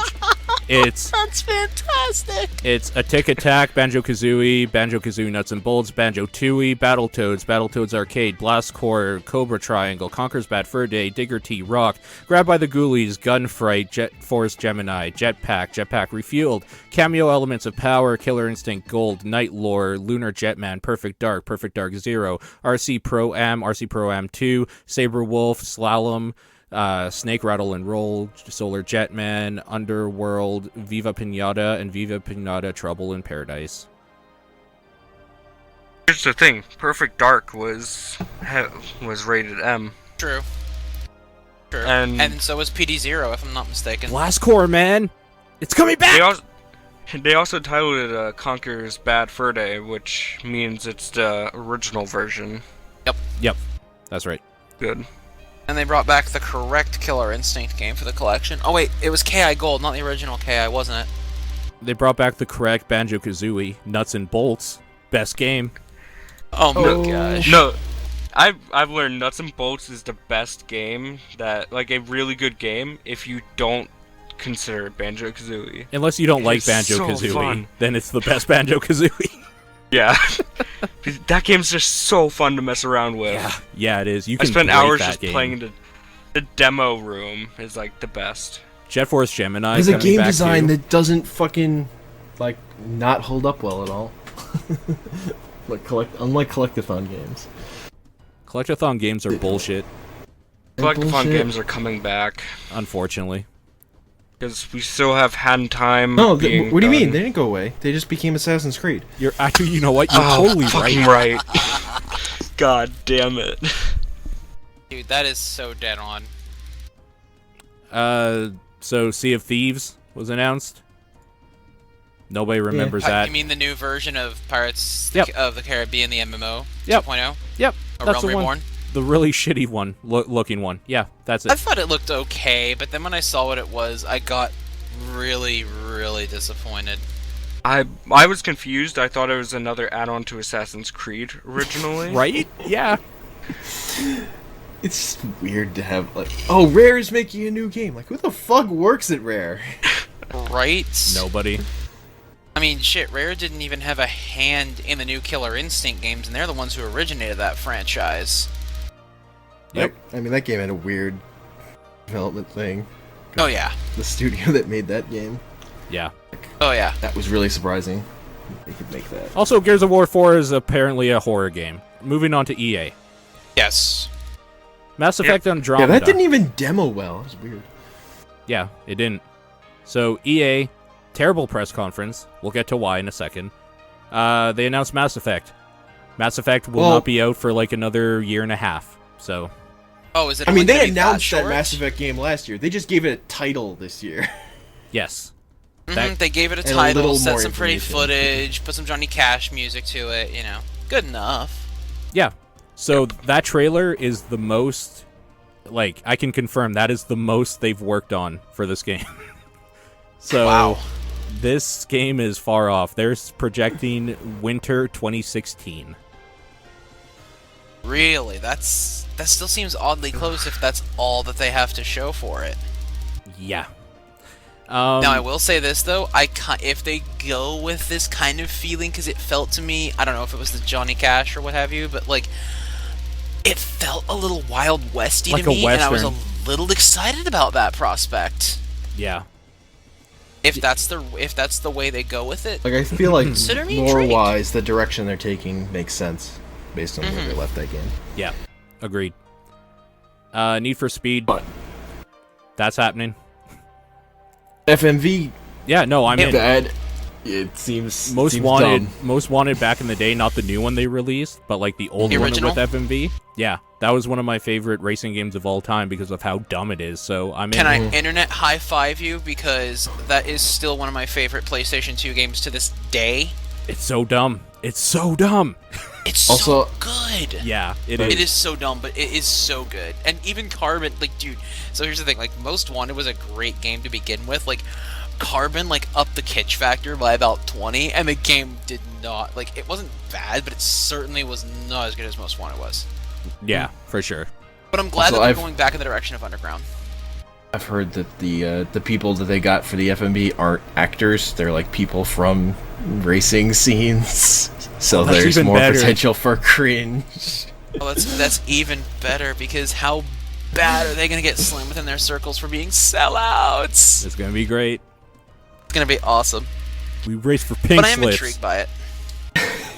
Yeah, me too. Okay, you say Most Wanted and pink slips, and that brings back some painful memories right there, dude. Yeah, man. The Blacklist. But I it have was rough. every single one of those damn cars in my garage, and I beat them all with a Chevy Cobalt. Yeah, you're crazy. I didn't beat that game because only insane people would have done that. So Beat the entire campaign mode, got about 3/4 of the way through challenge mode. Longest pursuit that I ever had was 45 minutes. oh man, you took on Razor Callahan. Razor Callahan and me, we have stories to tell. We go way back. No, because I actually came insanely close to beating the entire game, but every time after I beat Razor, my game would freeze because my save file was corrupt. So I had to delete my save file, start back at the bottom of the blacklist, and I resolved to myself, I will take every one of these guys' pink slips on the way up to the top, and that is exactly what I did. And that was when your soul died the first time. Yes. Oh, dude. Look, if I measured my soul based on how many times it's gone very through gaming, I am surprised I'm not a Kingdom Hearts character right now. Let's put it that way. Oh, no.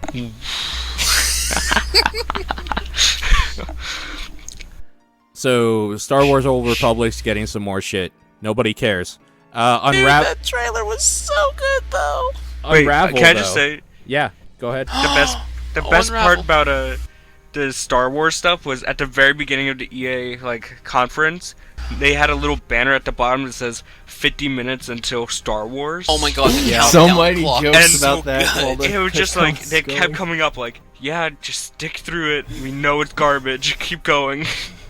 Yep. It's almost like that. It's almost like a freaking fitness trainer at the gym. I know it hurts like hell, but it's gonna be worth it at the end. Just push through, man. Push through the pain. Just push through. Just 3 more sets. Just 3 more awkward Pele interviews. Come on. That's it. Yeah. So. Oh my god. So back with Unravel, the game that's gonna end with the main character becoming a piece of string. The game that is going to break everyone's hearts in the process. I'm not gonna lie.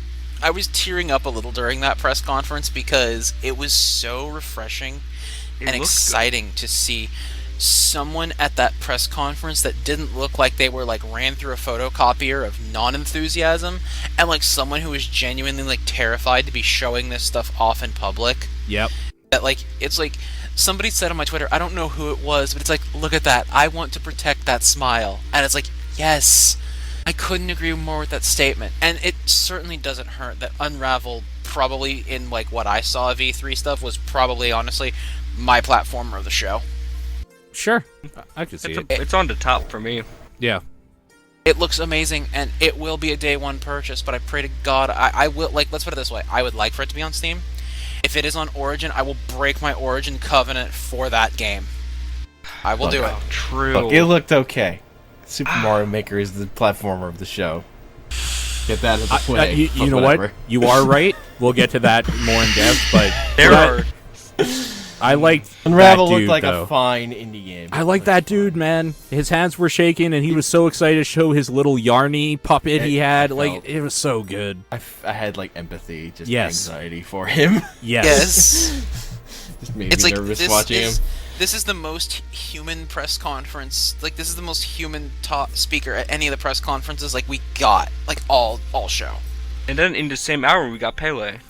Actually, up next, we got the Hoop God. Hoop God! I muted my... With his fake Twitter account. I muted my mic and went and made lunch during the EA Sports segments because outside of hockey, and they didn't even show that much of it for me to care. Yeah, I know. Just don't care about the thing about EA Sports designated piss break. Yep. Fucking EA games, they've been treading water for fucking years. Those games haven't changed. They're fucking stagnant and some of them are just bad now. But see, they're trying what to the pull it off fuck? the non-stagnant stuff because, for instance, in NHL They 15, did they pulled out the nothing. EASHL, and EA in 16, it's coming back. That's new and fresh Oh and yeah, exciting. because they fucking ripped out all the features for the last NHL Yeah, game. because they had to announce something for the coming years, so they had to take Bingo. out good things before that already happened. Let's talk about NBA Like, Live it's quickly. not just that they're sports. It's Hank. just their sports division sucks. Hank, you are basketball. You are basically Hoop God for this podcast. Yeah. What are your predictions for NBA Live 16? It might be slightly less garbage than the last one, but probably still garbage. NBA Live is NBA a game. garbage game. I heard that they What the did something fuck? that every other NBA game has done since. They finally have it so you can actually hold on to the ball while you're taking a shot. You can delay the shot, which every other that's game been a has part had. of the 2K games. Yep. As long as they've existed. Yeah, no, they have that now, though. So EA did it, you guys. They're catching up. So how long Their till NBA someone Live makes games are fucking garbage. a player with, like, someone just rotoscopes their anus onto a character's face? Oh First my day. gosh. First Good. of all, Day one. 2K did the shit last year, and it created some amazing nightmare fuel. Yes, it did. All the fucking time. Yeah, it did. Like, the weird thing is, like, the EA one has been, like, work in other games. It's apparently works way kind of okay. Like in the So, fighting game, right? whatever The that's- boxing one or yeah, like whatever? the UFC one. The yeah. UFC one, yeah, that's right. Oh yeah, I remember that. It was in there. But now you can think play it's as Hoop possi- God. A hoop god? And who wouldn't? I like that he want had, like, to? a fake Twitter account, but they gave out the wrong information for it. Well, his Twitter account is Da Hoop God or something like that. Yeah. Yeah, and he just It had, tweeted like- a bunch of pictures of him holding his E3 badge up. That was terrible. It was so awkward. If, like, Yeah. if you know you're doing They, like, this, mentioned that they had some athlete, and I thought that was who they were gonna be talking about when they brought that guy out. I was like, is this who you were hyping? Who is Yeah. this guy? What? like, at the very, like, inception of the concept of creating a hoop god, you just had to start there and, like, create the account and start tweeting nonsense, like, every single day.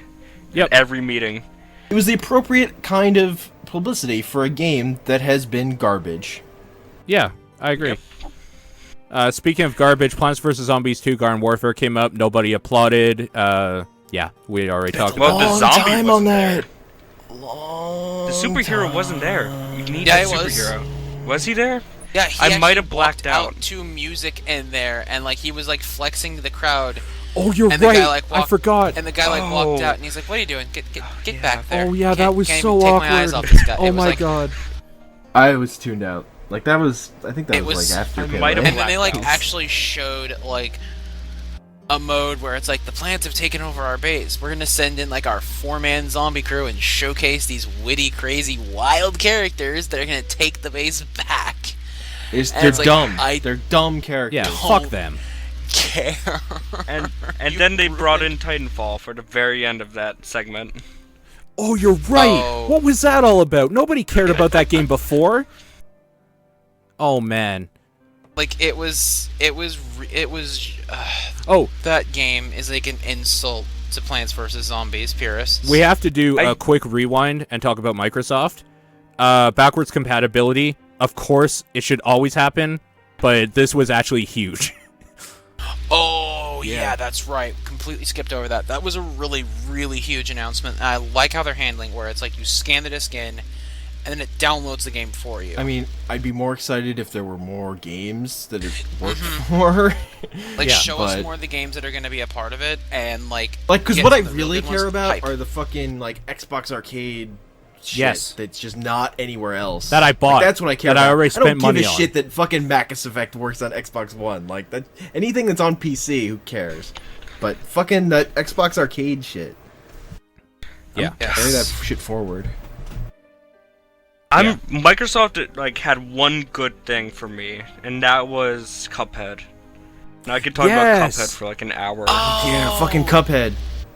The art style. It's a I little need it. disappointing when I realized that those are like single screen fights things. Like those aren't like platforming levels. They're basically boss fights. But it still fucking looks incredible. Basically, what Cuphead is what Titan Souls did with Zelda, like boss battles. Cuphead does with Disney-esque alien hominid Contra boss battles. Yeah, and it sounds Like- terrifying because those games Makes are me hard. need it. Disney. Yeah. Yeah, it's And- apparently really hard.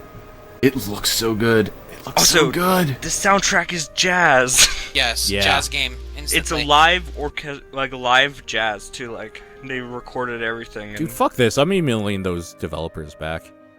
I'm gonna make them talk to me for indie talks. Fuck this shit. I'm Beautiful. happy it's coming to Steam. So It I don't. is? Yes. Yeah. Me They didn't announce still- it, but My like- heart.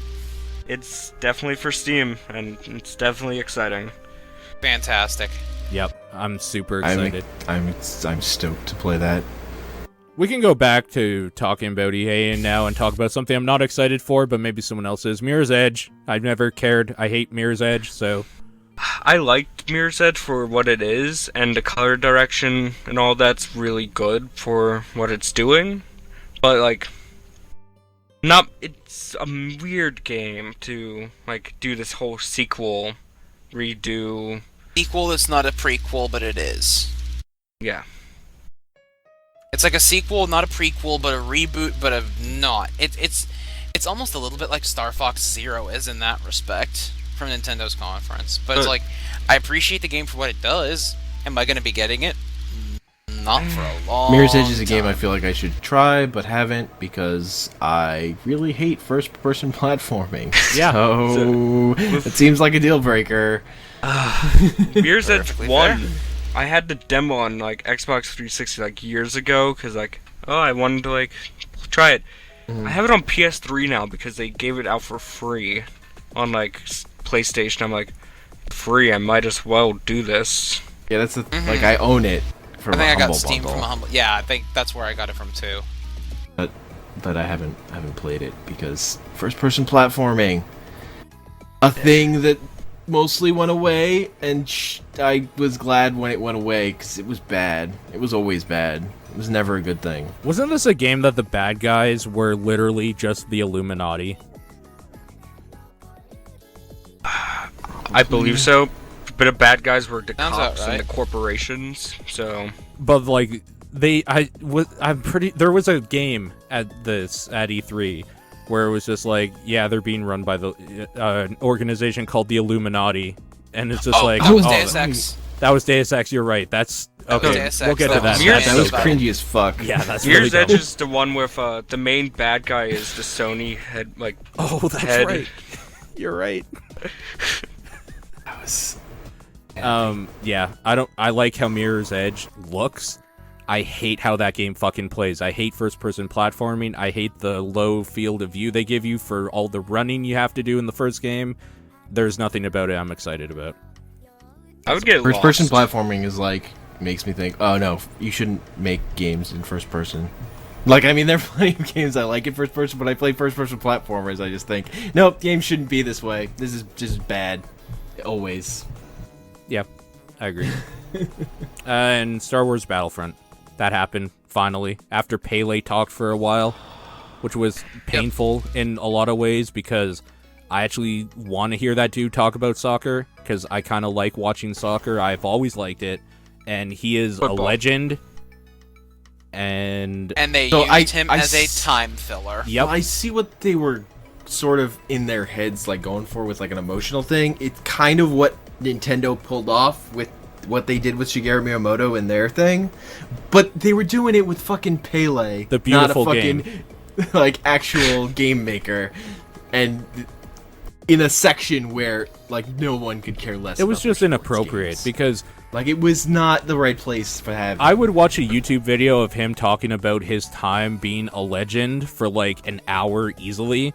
I will not watch him talk for 15 minutes in a press conference where he obviously doesn't want to be there, but he's being paid like an enormous amount of money. Nobody else wants him there. Nobody's listening. Like, it's just sad on so many The only fronts. thing that would have made it slightly okay is if they were renaming their franchise to fucking Pele Soccer instead of FIFA. No, dude, because just call it FIFA Pele. organization. Yeah, or whatever. Instead of this, yeah, Pele. It's a Just call it sim Pele. where 'Cause you FIFA play is as a fucking horrible Pele. organization that they should rename that series. If they Yeah. were renaming it Pele, that would have made sense, but they didn't. Yeah. So it was just weird. Yeah, it was. It was gross. And Star Wars Battlefront looks like it's going to be Star Wars probably... Battlefield. It probably looks like it's going to be a decent shooter. And it looks like it's going to control terribly in vehicles. So, that's what I So feel. everything But that Battlefield the is what it's meant sound for. design, guys, made me so happy. Yes, the sound design was great. And just the end of that trailer was so great. Just the really creative way that they threw Darth Vader into the action was so sick. So dumb, but it's like, I thought it was great. oh my god, that Run it fucking down, all of a hit sudden just- so many buttons in my brain of like nostalgia. And I'm not a huge Star Wars fucking- guy, so... yeah, I'm a huge Star Wars guy. I really like those fucking original movies. Sure. and it just the sounds, like the look, the fucking dumbness of just shooting a fucking blaster at the ship while it was flying by. Yeah. Pointlessly. Like, it just hit a lot of right buttons. I was like, oh, this is like the redesign for Battlefield that would get me to play one of those games. Yeah. Just for the fucking sound. I can't lie, I blacked out during the EA like conference and everything. But what was that Star Wars game where it was like the black person versus the white person? That's grew Old up Republic. together. And yeah, then it's MMO. oh, big twist, the white one's actually evil. Oh, It snap. was unclear to me who was evil. Everybody's The white evil. one, I don't know. The white The one thing- went to attack. He wanted to attack someone, but I wasn't sure if he was attacking someone who was evil. Like, I was like, I don't care. The story, like, between those two, apparently, I did some reading up on this because I really am interested in the lore behind the Old Republic as a whole.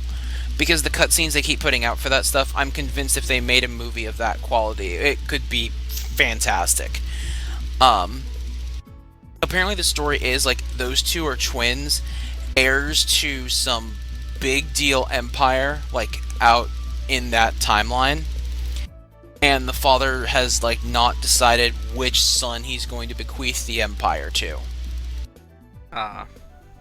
So apparently, like, the conflict it boiled over basically into what you saw at the end, where the one kid, after getting just royally screwed up for fighting for his father, leaps after him, and the other one jumps up and, like, force pulls him back, kind of like this, no, this belongs to me sort of deal. So, but I've always loved the cutscenes for the Old Republic. I've just never found the muster to get into the game, but damn if those cutscenes don't look beautiful.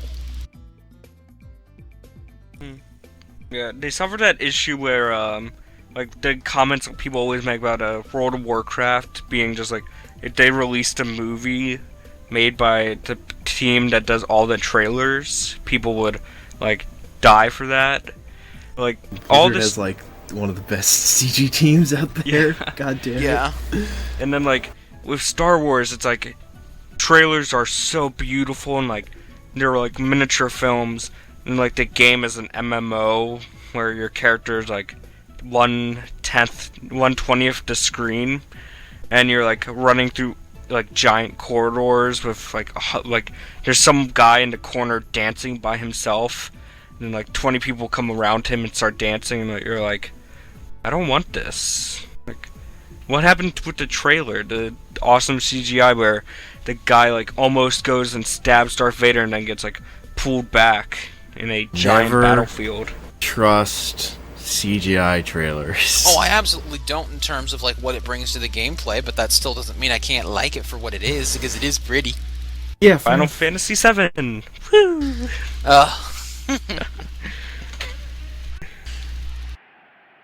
Yeah. It was the VO that got me on that trailer. Because of how over the top it was, but it was perfect still. Let's move on to Ubisoft. South Park the Let's make a Fractured meme. Butthole made me laugh so fucking hard. So here's the thing about the fractured butthole. Can't even say it without laughing. It's so good. Oh, I just realized what it meant. So here's the thing, like, I had seen many people playing through the Stick of Truth, and there were just, like, a couple of things in it that was just like, I don't know if I really want to play this game. But then seeing the direction they're going with this new title, and that they're going into the superhero aspect of it, where Butters the Paladin is now, you know, Dr. Chaos, and you have Cartman, the annoying-ass wizard, who's now going to be the Coon. Like, it's like, damn it, now I need to play the Stick of Truth because of that. Truth was really good. I It was is. confused. Like, is it still a turn-based strategy, or is it going to be like an adventure game now? It looks like it's going to be the same kind of RPG style, just they're going to be taking a different bend instead of going after it with fantasy games, dipping more into their own realm with it by going with the superheroes. Yeah, after like the fucking mess that was the development of that game, I can't imagine they'd want to like just make a whole new combat engine. Oh, I would- absolutely not. I was surprised that Aisha Tyler pulled that out. And like, when Matt and Trey like came out on stage, like, yeah, so you swore you'd never make a game again after last time. Like, Yeah. So Oh, now yeah. you're back. And I'm like, yeah, I guess we kind of figured out how to make games like at the tail end of the development of this one. And it's like, well, why not do it again? Yeah. I think we all agree Aisha Tyler's great. She is. Yeah, she really is. She's the best thing that's ever happened to Ubisoft. Yes, let's True. put it this way: as awkward and as cringy as some of her stuff is, which I don't think is entirely her fault. Oh no. I mean, people are ready for her. She Oh, yeah. definitely makes that conference, even if they don't have the best games of the show, definitely one of the most enjoyable to watch. I mean, Yeah. she's actually like has hosting talent. Yes. Yeah. Yes. Yeah, for Even sure. if they were like feeding her scripts that were trying so hard for memes. They were trying so hard, but Remember, They're guys, so much really worse gone on at whose actually line. creating memes than Nintendo is, which is weird. Remember, Yeah. guys, hot guys have rickets. God fucking damn it, that was the worst. It was And all the so swearing, it was just It was weird. a little off-putting, just weird. but it wasn't as off-putting to me as the announcement of a new Just Dance game. I mean, honestly, can we just let it die already? He tried to pull her on No. stage and she pulled away. Oh my god. Dude, Just Jason they Derulo. just did dance. Oh, Fucking bad. Jason Derulo, God. man. Fucking Jason Derulo. What the fuck? So bad. Yeah, that was Ugh. bad. Also, yeah, what when was you bad? fucking talk to that guy in the audience. That was the hot Yeah. guy with rickets. Yeah. Yeah. That was That Oh when my you say the word God. meme, you suddenly sound dumber. Yes, it's true. There's no way to like combat that. Kind of like a Man. light bulb. It might be brighter than it first appears. But You've ruined everything. I had to admit, Ubisoft's like the opener for them, the whole like South Park opening Yep. was pretty pretty great. ballsy. Yep. Yes. It was. It was good Then too. like they have a ton of other games like with them too.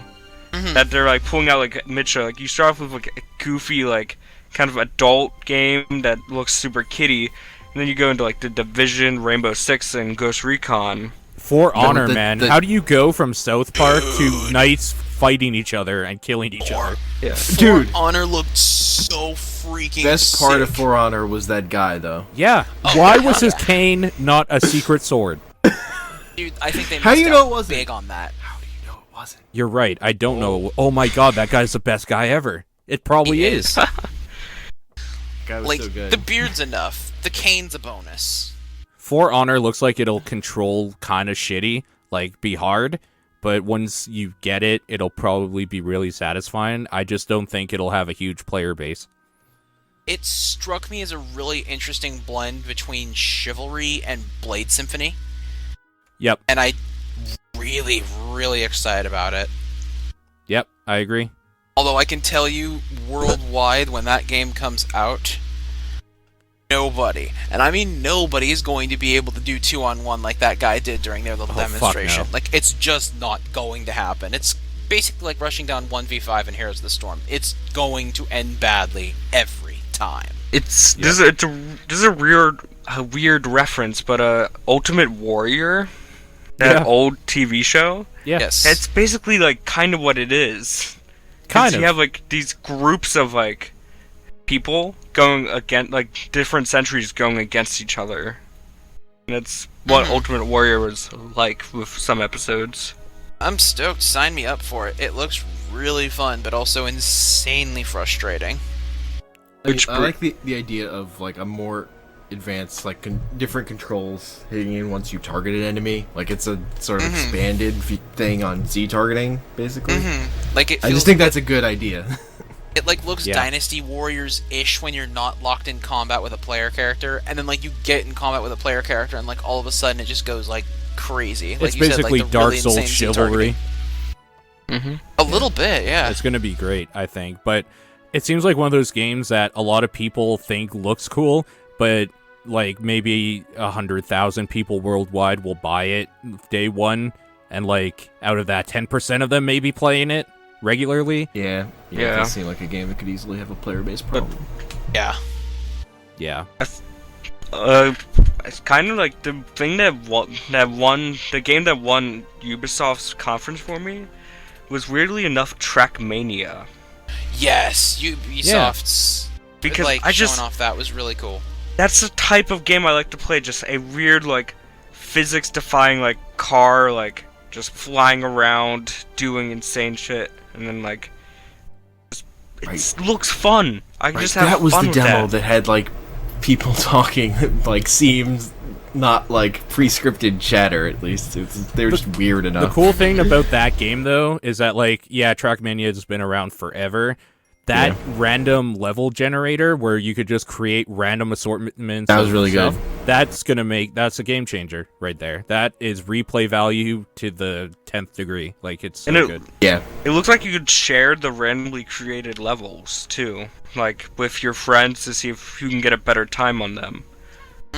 Makes sense, yeah. It works as a concept. What doesn't work is the Crew Wild Run, because the Crew, first of all, was bad, and they are doing another one. Isn't it just an expansion on the Crew? Which seems like the dumbest thing. Yeah, this game that sucked, here, spend more money on it, and then here, have it'll more. look slightly better. I hate it. And have a little more. I hate them. What else? We talked about Division, Rainbow Six Siege, we talked about... One of the best trailers in the entire Assassin's show. Creed Syndicate. Trials Fusion, awesome level max. Yeah, that was real good. I forgot Cats about that. riding unicorns while using revolvers and flames and fireworks. Check, please. I have to admit, though, when it first came up, I'm like, this is some cringy try-hard bullshit, and then it said Trials, I'm like, nope, this is great, actually. Yep. I was surprised. That was a big twist. But, Anno 2205. Still felt a aka little like a Ubisoft knockoff of Civ. Peggle to me. True. I kind of don't care about Anno, You know? so, but No, I those looked games are cool. fucking lack personality. I understand Yes. why people would be excited about it, but I am not that people. I was intrigued by the trailer, but then when they was like Anno, it's like, ah, shit, that's gonna be boring as hell. Yep. It'll probably be great for the people who love it, but it just ain't for me. Syndicate, and then Ghost Recon Wildlands. Fighting cartels, why not? Yeah. Tom Clancy still not dead. AKA the MMO version of The Division in the desert. Yep. You get mauled by a tiger or a lion. Please tell me that's a gameplay feature that happens, and I might care about it a bit more. If I can I just play agree. as a lion and like murder people, that would probably make that game. Yeah, I agree. That'd be great, actually. I don't think I have ruined my life for 3 Tom Clancy games in the near future. Tom Clancy is I do feel like ghost Siege is that the will one not that die. most appealing to me out of the 3. I don't know why, but it just Which one? Siege. Siege looks like it's just gonna be really fun. Assassin's Creed Syndicate looks okay. I like the time period they're in with it. Yes. I like the concept. Yep. With brothers, sisters, like, and that trailer where she just like, she runs, throws the guy, and then like the press just comes down and crushes him. It's so good. Yes. I don't like Assassin's Creed games, so Yeah. another one of those is not. I can watch a cutscene. That's it for me. If they screw it up as bad as they did Unity, that might start to signal a real big problem with this franchise. Agreed. Like Unity was already a pretty big problem with the franchise. Wasn't It the was a- 360 version like really good, or like the 360 Rogue? Assassin's Creed that came out was like Rogue actually was decent? supposed, like, Well, it was more of the supposedly boat good. stuff. Yeah, Like it was more like a straight follow-up to Black Flag. yeah. Yeah. Which is what people It's the like. one people wanted. Yeah. Yeah. It was supposedly the tie-in between Black Flag and Unity. Like it still had that same like framing device of like. Plus, it was working fun at to a play as game a Templar company. too, from what I heard. Yeah. But they did one good thing, and then Yeah. released garbage. Yeah, that sounds about right for Ubisoft. Yep. Yeah. And I'm just I trying to... think that's it on Ubi. I think that is too. South Park, For Honor. See, because it feels like it's not, because they usually have a Rayman Raving Rabbids game there, and they didn't this time. Didn't No, but they were there. Was that Minions fucking mobile thing there? You're right. That Oh wait, God was damn that it, them? it was. That's Yeah. dumbass Oh, fucking my I God. don't garbage think that piece was of Yubi. shit. There's like, why is this on a stage? How I did don't- they like think that was a good concept? Like, okay, we're gonna reveal our big mobile cash grab.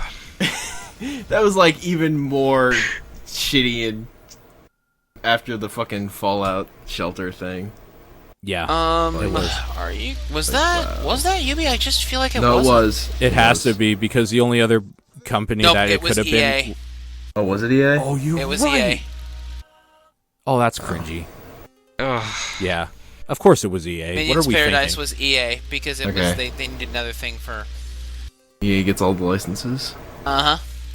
All right. Let's go to Sony. Let's talk Sony here. Thank God they were. Yes. Sony. They convinced me to get Sony a wins. PS4. Yeah, they kind of did me too, just not right away. So they started off with Last Guardian. That game looks good for when they announced it 8 years ago, and looks boring as shit now. I said it. Okay, with Team Ico, their whole basis is like Ico, boy, relationship, girl. Then Shadow Colossus, man's relationship with horse. Yep. Last Guardian, boy's relationship with bird dog. Yeah, it's always And a I want companion that. story. But I feel like their games made more sense in the market when the indie game scene didn't exist. Yeah. Yeah, Like, I just feel like there are more games serving this kind of audience than... Yes, I agree. like it was called before and it's gonna be called again. Something is gonna die at the end, either the boy or the bird dog. Hopefully both. I like the both idea go that, tumbling. I heard the reason the game took so long is because they realized everyone saw that the dog dying was coming, so they had to rethink their whole ending for the game. Redo the whole thing. Can they just can the game just die? I mean, I honestly didn't care that much about it when it was released, when it was announced. I just the first think it's time. incredible. This game hasn't changed. It Yeah, doesn't look like that's it's the changed problem. at all. It looks great for 8 years ago. Unfortunately, Yeah. the rest of the world continued to grow. Yeah, I had issues with the feathers on the bird dog. Yep. Because it didn't look too impressive. I'm still gonna I still want to play it, but the little boy shouting was annoying. Yep. And as Yeah, it goes that with just seems all like an video annoying games mechanic. I play now, like I play almost all my video games without any sound at all, so I'll probably be fine playing it. But like other than that, But it just seems nothing. like the way they describe it. It's a mechanic where you call for the dog and it doesn't always immediately respond to you. Great. That just sounds annoying. Yeah, it does. It sounds bad. Yeah. But I do have to give them credit. They finished the trailer without putting the main character, little boy, like in death's peril. Like, it didn't end with him almost falling to his death or almost getting eaten or like bitten. It ended with him and the dog bird, standing like in front of the little arch or under the arch, like looking into. Yeah. The Instead, next nothing portion. happened. Yeah. That game looks boring as fuck. Unlike Horizon Zero Dawn, which looks fun. Oh my gosh! I Apparently cannot this is tell like you how many times I Western watched guys the trailer. who were like played Monster Hunter was like, how can we make a Monster Hunter game that appeals more to Western players? I've heard that was sort of their thinking going in. It looked gorgeous. Yep. The music in that trailer is just like, oh, like everything about it appealed to me. It was probably one of my favorite, like, wait, what the heck is that? Reveals out of Sony's conference. Yep. I agree.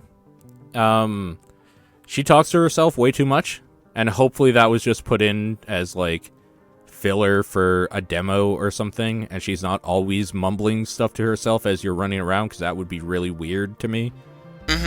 I feel like it's going to be dialed back a bit. I'm optimistic. Let's put it this way. I feel it's more likely that it will be than it won't be.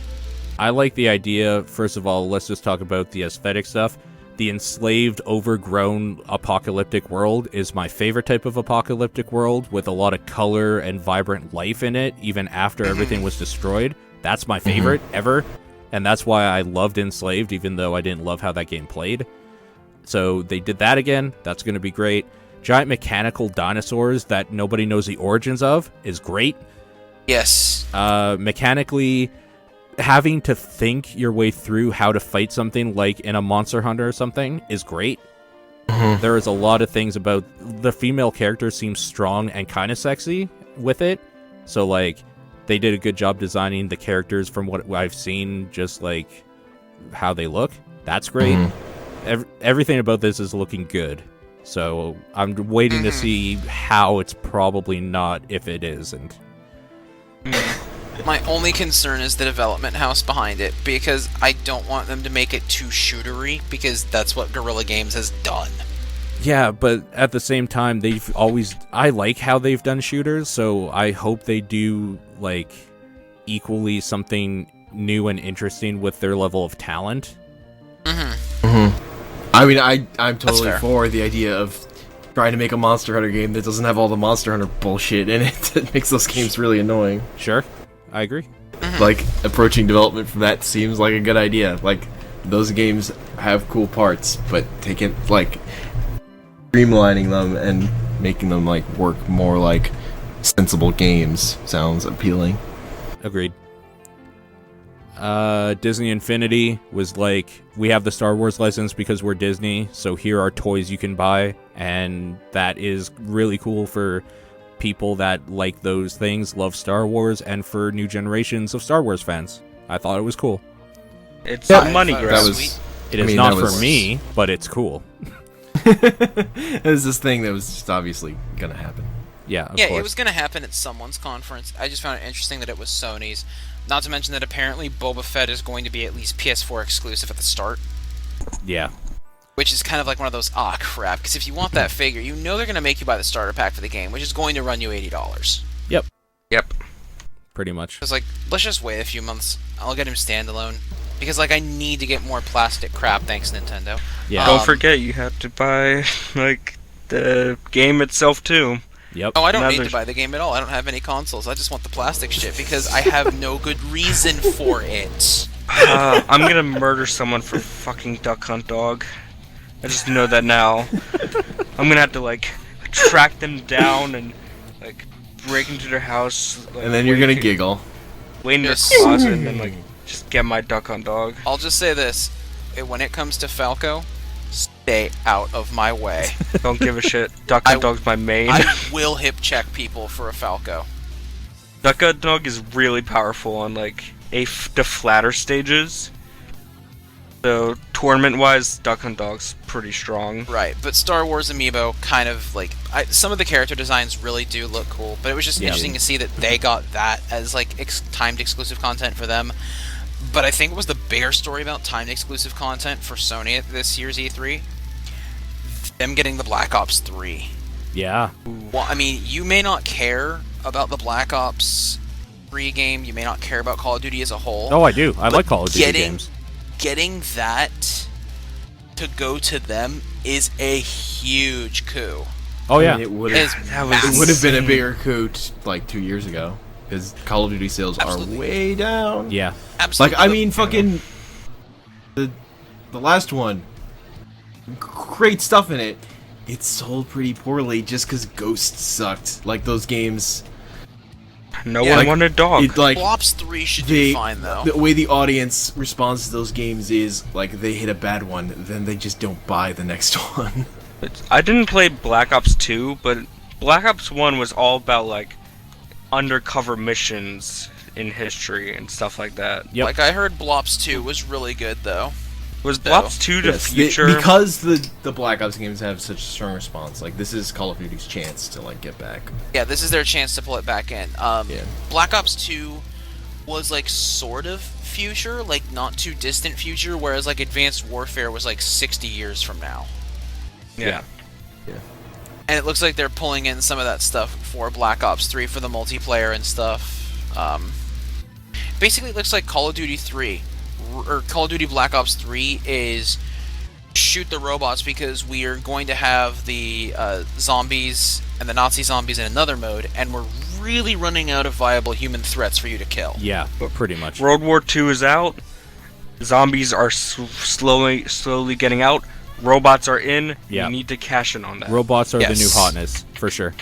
Double jumps are the new hotness. Double jumps have always been hot. It's always made shooters good. Don't Yeah. care. It's just that for some reason this is a generation where they're all getting them. Good. I don't. It's about I fucking don't know time. why it hit exactly. Why didn't they have them before? It's about time I'm able to move freely in a game where I want to move freely. Yeah.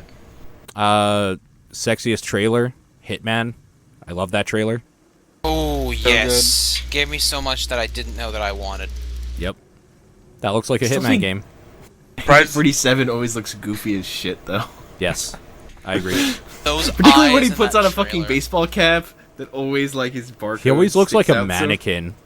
So, Like, like, when you yeah. put different clothes on him, he looks like he's just, like, sporting the new wear that came in the back. Maybe that's why he Yeah. pulls off disguises so well, because he can just pull them off so convincingly, you just believe He always looks it. fucking otherworldly and weird. Like, he always sticks out.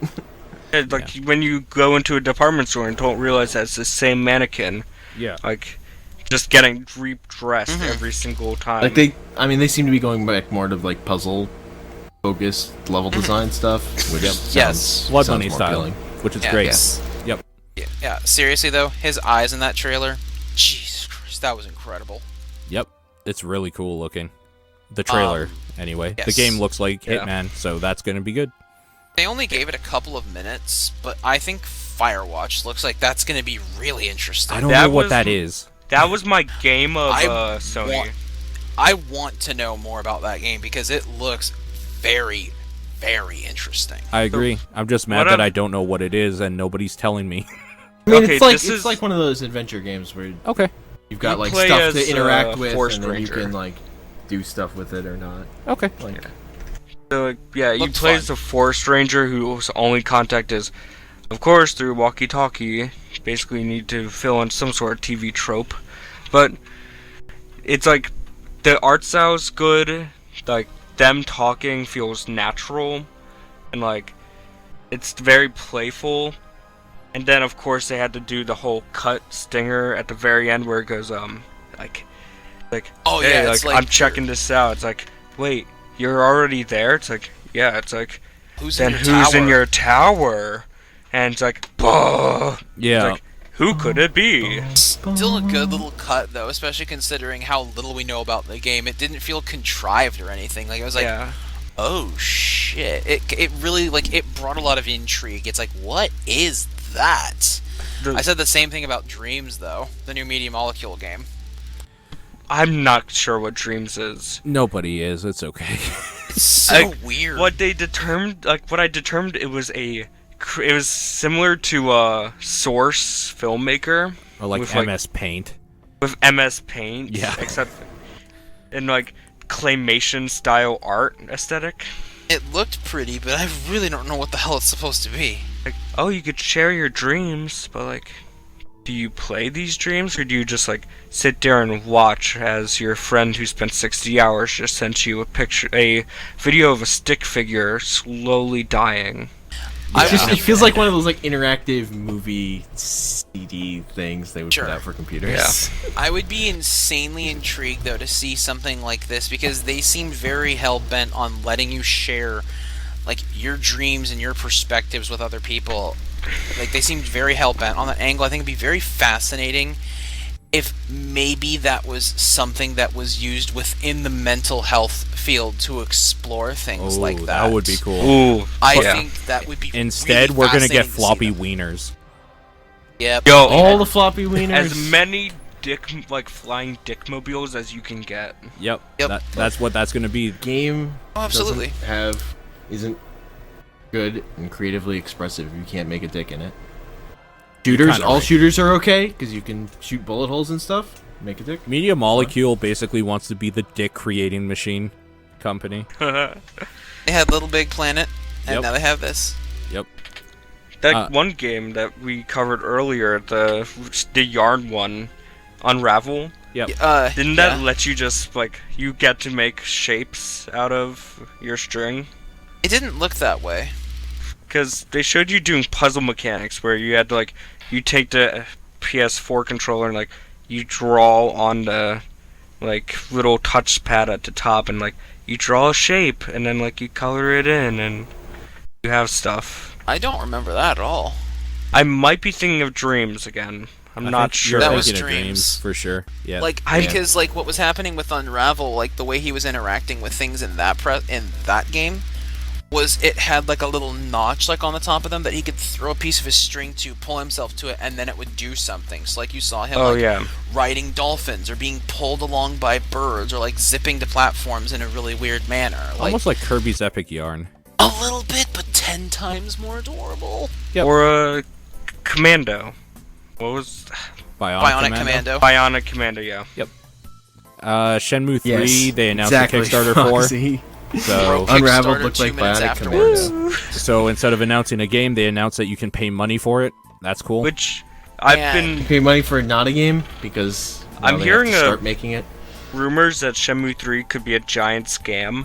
Like, people are starting to call it that because after they hit 2 million, 2 days later, they posted up that, they're like, can 2 million make an open world game? It's like, no, but we have a ton of benefactors that we're not allowed to disclose how much they're giving us, but we can totally make this so- game. That's standard now for these big. Like Bloodstained Yeah. was the same way. Yeah. Like the money they asked for was not all the money they're using to make that game. It's just show interest in like big corporations to put their money into it. Like they've said that either they were going to do this Kickstarter campaign or they were going to have to spend a year showing like people who would actually fund the game that there was interest out there in a Shenmue 3. Yeah. But Right. the Kickstarter is just a way to do that quicker. Like, Right. Then there's the stuff with it being held hostage, such as like tier goals where it's like it's currently at 2 million, but at 10 million, it will be an actual open world game. Like, Well, I mean, their Bitly thing was like bit.ly/save Shenmue. So yeah, they're holding it hostage. and like all And the it's not wording, Nintendo. Shocking. and places were calling it out, saying like, yeah, like all the wording is very like it's up to you, the gamer. It's like this isn't like a passion project. It's you have to pay the ransom note. Or you have to pay to get that video of the mayor can be- doing coke. It can be both, but like that dude wants to make that game, but it's not like Sony is interested in it because they want him to make that game. They think it's they're going to be totally cynical. Well, they're a about company. Fascinating Yeah, thing about exactly. this, though. There's no other there was no other way they were gonna approach that. So here's the thing. This is actually really interesting that you mentioned that Sony's not interested in it. Turns out they actually kind of are. This wasn't said on stage, but Oh no, I mean I know they are they are also investors in it. yeah, like Sony has basically said that Shenmue 3 was not Sony's project, solely the work of Yu Suzuki's company.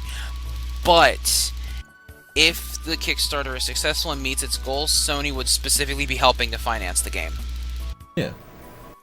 So, and that explains their exclusivity and like their willingness to put it on stage. They basically wanted to see like, yo, can you pull the interest? Because if you can, then we're gonna really help you out with this.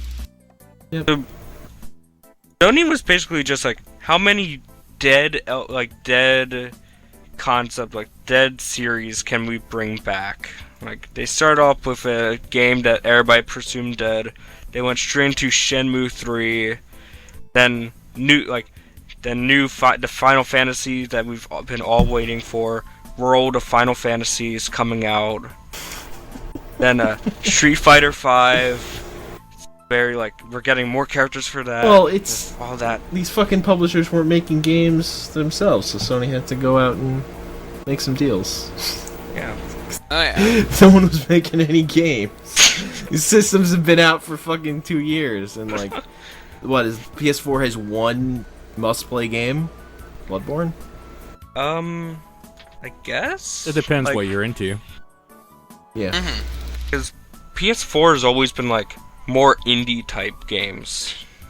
The PlayStation's always been like weird arty indie games have been their thing. Those aren't selling consoles. That's like filling their release schedules so they don't fucking look like they have a empty store. But they also attract people like me who just really want to play Firewatch, even though it's coming to Steam. I want to play it on that's the part of it PS4. that never clicked for me. Is all those games come to computer? I can just play them there. Absolutely. And then they showed off at Sony's. They showed off stuff about the new Destiny expansion, The Taken King, which, from the sound of it, sounds like they actually may be charging close to full price for this expansion. $40. Yep. That's ridiculous. What's the count up to? $160 for one game? Yep. That will be getting a sequel in like 3 years. Maybe. Not even. Gross. Yeah, you don't even know the full story yet. Of course not. I mean, it's getting up there into, like, Evolve territory. It's getting bad. Yep. Yeah. The people are still playing Destiny. And then, of course, who could forget the E3 fish with No Man's Sky? Oh man, I'm just happy to see gameplay finally. Yes. You mean I the literal appreciate fish? his balls of just saying, "I'm just gonna go to a random planet up on the stage and I like I'm hope gonna go for to the this best." random planet. It might kill me. It might like- be boring as shit. Yeah. But it also might kill because it's a lot closer to the center. So here we go. And then it ends up turning out that it was like a relatively tame planet within the sector. That what they showed of it, anyways. Well, it starts off tame, and then, like, once he gets out of a pond, like, playing in a pond of water, a giant, like, robot monster comes out of nowhere, and he has to, like, murder it, cold blood. Yeah. Or cold oil, whatever that thing runs on. Still, really nice to actually see some gameplay about it. And even better to hear that, you know, it's coming soon. Unfortunately, they didn't give a release date, but they did that for good reason, though. Yeah. Because that they're saying it's now going to release on PS4 and PC simultaneously releasing. Yep. That's good. Yep. Definitely. That's fine. I accept this. I'm okay with this. I'm just gonna throw No Man's Skies into the same, like, arty, weird, like, PS, like, concept games that they always pull out. Because just the way it looks, and can someone please describe to me? I know what the main concept of the game is, but what do you guys think, like, the main objective of No Man's Sky is? Get to the center of the universe. Yeah, it's exploration. Yeah. You go to planets, you harvest materials to improve your ship and make money, and then you head off to somewhere else to repeat. So, like, how many other games have done the same concept, kinda? Like, go to New World, find stuff, and then keep going. Successfully? None. But I haven't seen No Man's Sky do it successfully yet either. Yeah. Yeah. And what they were explaining, like, I heard a statistic, like, it would take 70 years to visit every single planet in the game because of how many there are. Yeah. But I mean, it's like, it was procedurally generated stuff. It's not... Sure.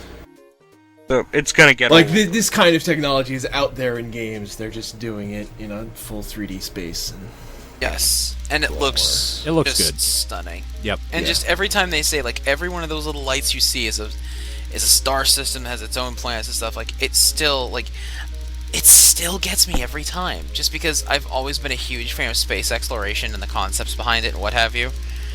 So, like, seeing all that is just like, please, just put it in my hands now. Just do it. I mean, what kind of kills my interest in this game is that there's no actual multiplayer in it. Like, everyone's exploring the same world, and you do, like, encounter planets other people have discovered, but you never actually interact with other people in the game. Yeah. Yeah, I agree. Final Fantasy VII HD remake. The heroes They coming announced back, a game promise that fulfilled. they might make someday. I think my favorite thing that came out of that was someone just, like, edited the, like, little logo and just says, like, don't level up Aerith. Wow. Spoilers. Actually, maybe not. You never know. They already Give spoiled it- that she's dead I in don't the know. trailer, so. Give it Maybe, like 2.5, 3 years. I don't know. It'll They be might out. remake the whole fucking combat engine. You might not be able to play as other characters than Cloud. Who knows? Don't say. like- Don't. Don't give them ideas, please. Look! I don't trust this Square Enix to make this game right. I just don't.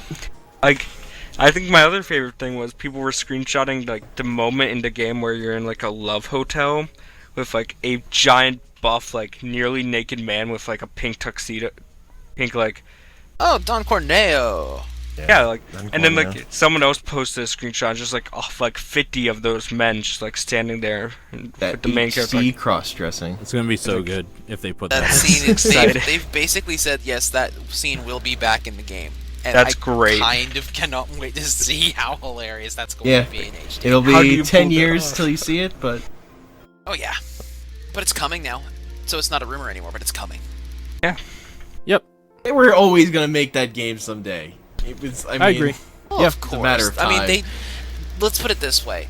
It was about time they announced it, because after they super hardcore bitch slap people with what they pulled last year, they kind of had to announce They've been aggressively dumb about the way they've talked about like the potential of remaking this game. When they talked about it at PlayStation Experience, like aggressively dumb. Porting the PC version to PS4. Oh, that was an amazing moment. That's one of my just get, like, favorite sucked out of the press room. conference moments ever, because the rage that was instant was amazing. That was so funny. The oxygen just being sucked out of the room, and I was basically scream laughing at my monitor, because that was one of the funniest conference bitch slaps I've ever seen in my life. It was so good. It was so good. It might be the best one I've ever seen. Although how to share games on PS4 is pretty damn close too. When they were going after Xbox One that year. Yeah. Pretty up there. But it's like at the time. But it's like after like all the things that they'd pulled about Final Fantasy VII, it's like it was almost getting to Last Guardian status. Like, if you don't announce this now, like, it's so not happening. That's not true. I mean, they've been working on Final Fantasy 15 for like 10 years. And they're putting out a version 2.0 of the demo, which the fact that they have to do a refresh on the demo and not the full game already, that's a great sign. Well, the demo had fucking frame rate issues. But like the bad ones. The fact that they have to put out a version 2.0 of a demo is like, oh, the last time they put out a version 2.0 of something, it was colossally fucked up. This is gonna be, just show me the popcorn stand, because I might be here a while for this one. God damn it, Square. Yeah. I mean... Are we missing anything on Sony? Yeah, Uncharted 4, but I don't care about Uncharted at all. Oh, so we got Tomb Raider this year, it's the same thing. Look, wake me when they announce Uncarded. Uncarded would be great. Also, Dude. if you've never played Cart Life, you should play that, because it's not fun. They broke the pattern. Uncharted 4 should have been the cart game. Now that Papers, Please exists. Cart Life is basically Papers, Please, but you're trying to survive running a cart. Yeah. That's amazing. Yeah, it's really good. It's really good, but not fun. It's really soul-crushing. I was happy Uncharted 4's demo, like, the whole thing just like, oh, it's not working. Good job. So it just became a weird, like, Funny. social anxiety simulator. And the thing is like, it actually, that twists in their favor, because it's like, hey, that was real gameplay. Yeah, I would play it. Looks fun. That's about it for me. Yeah. I mean, they Not my still speed. do weird car chases in a giant city well. Still should have been the cart game. Would have been great. Someone mentioned it as very similar to like Tintin, the Tintin movie that came out a couple years ago, about 5. Steven Spielberg. There's a moment near the end of the movie where they're just like a map or something, or documents like floating down a hillside like villa city, and Tintin's like a long, just extended single shot scene of the car like driving down and like doing these crazy turns and like jumping over barrels, like just going off-roading, then like getting back on road, and like 2 cars chasing another. Like, it would seem very much like that scene in Tintin was this moment with like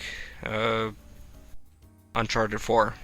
Mm-hmm. And then it ends with guess what?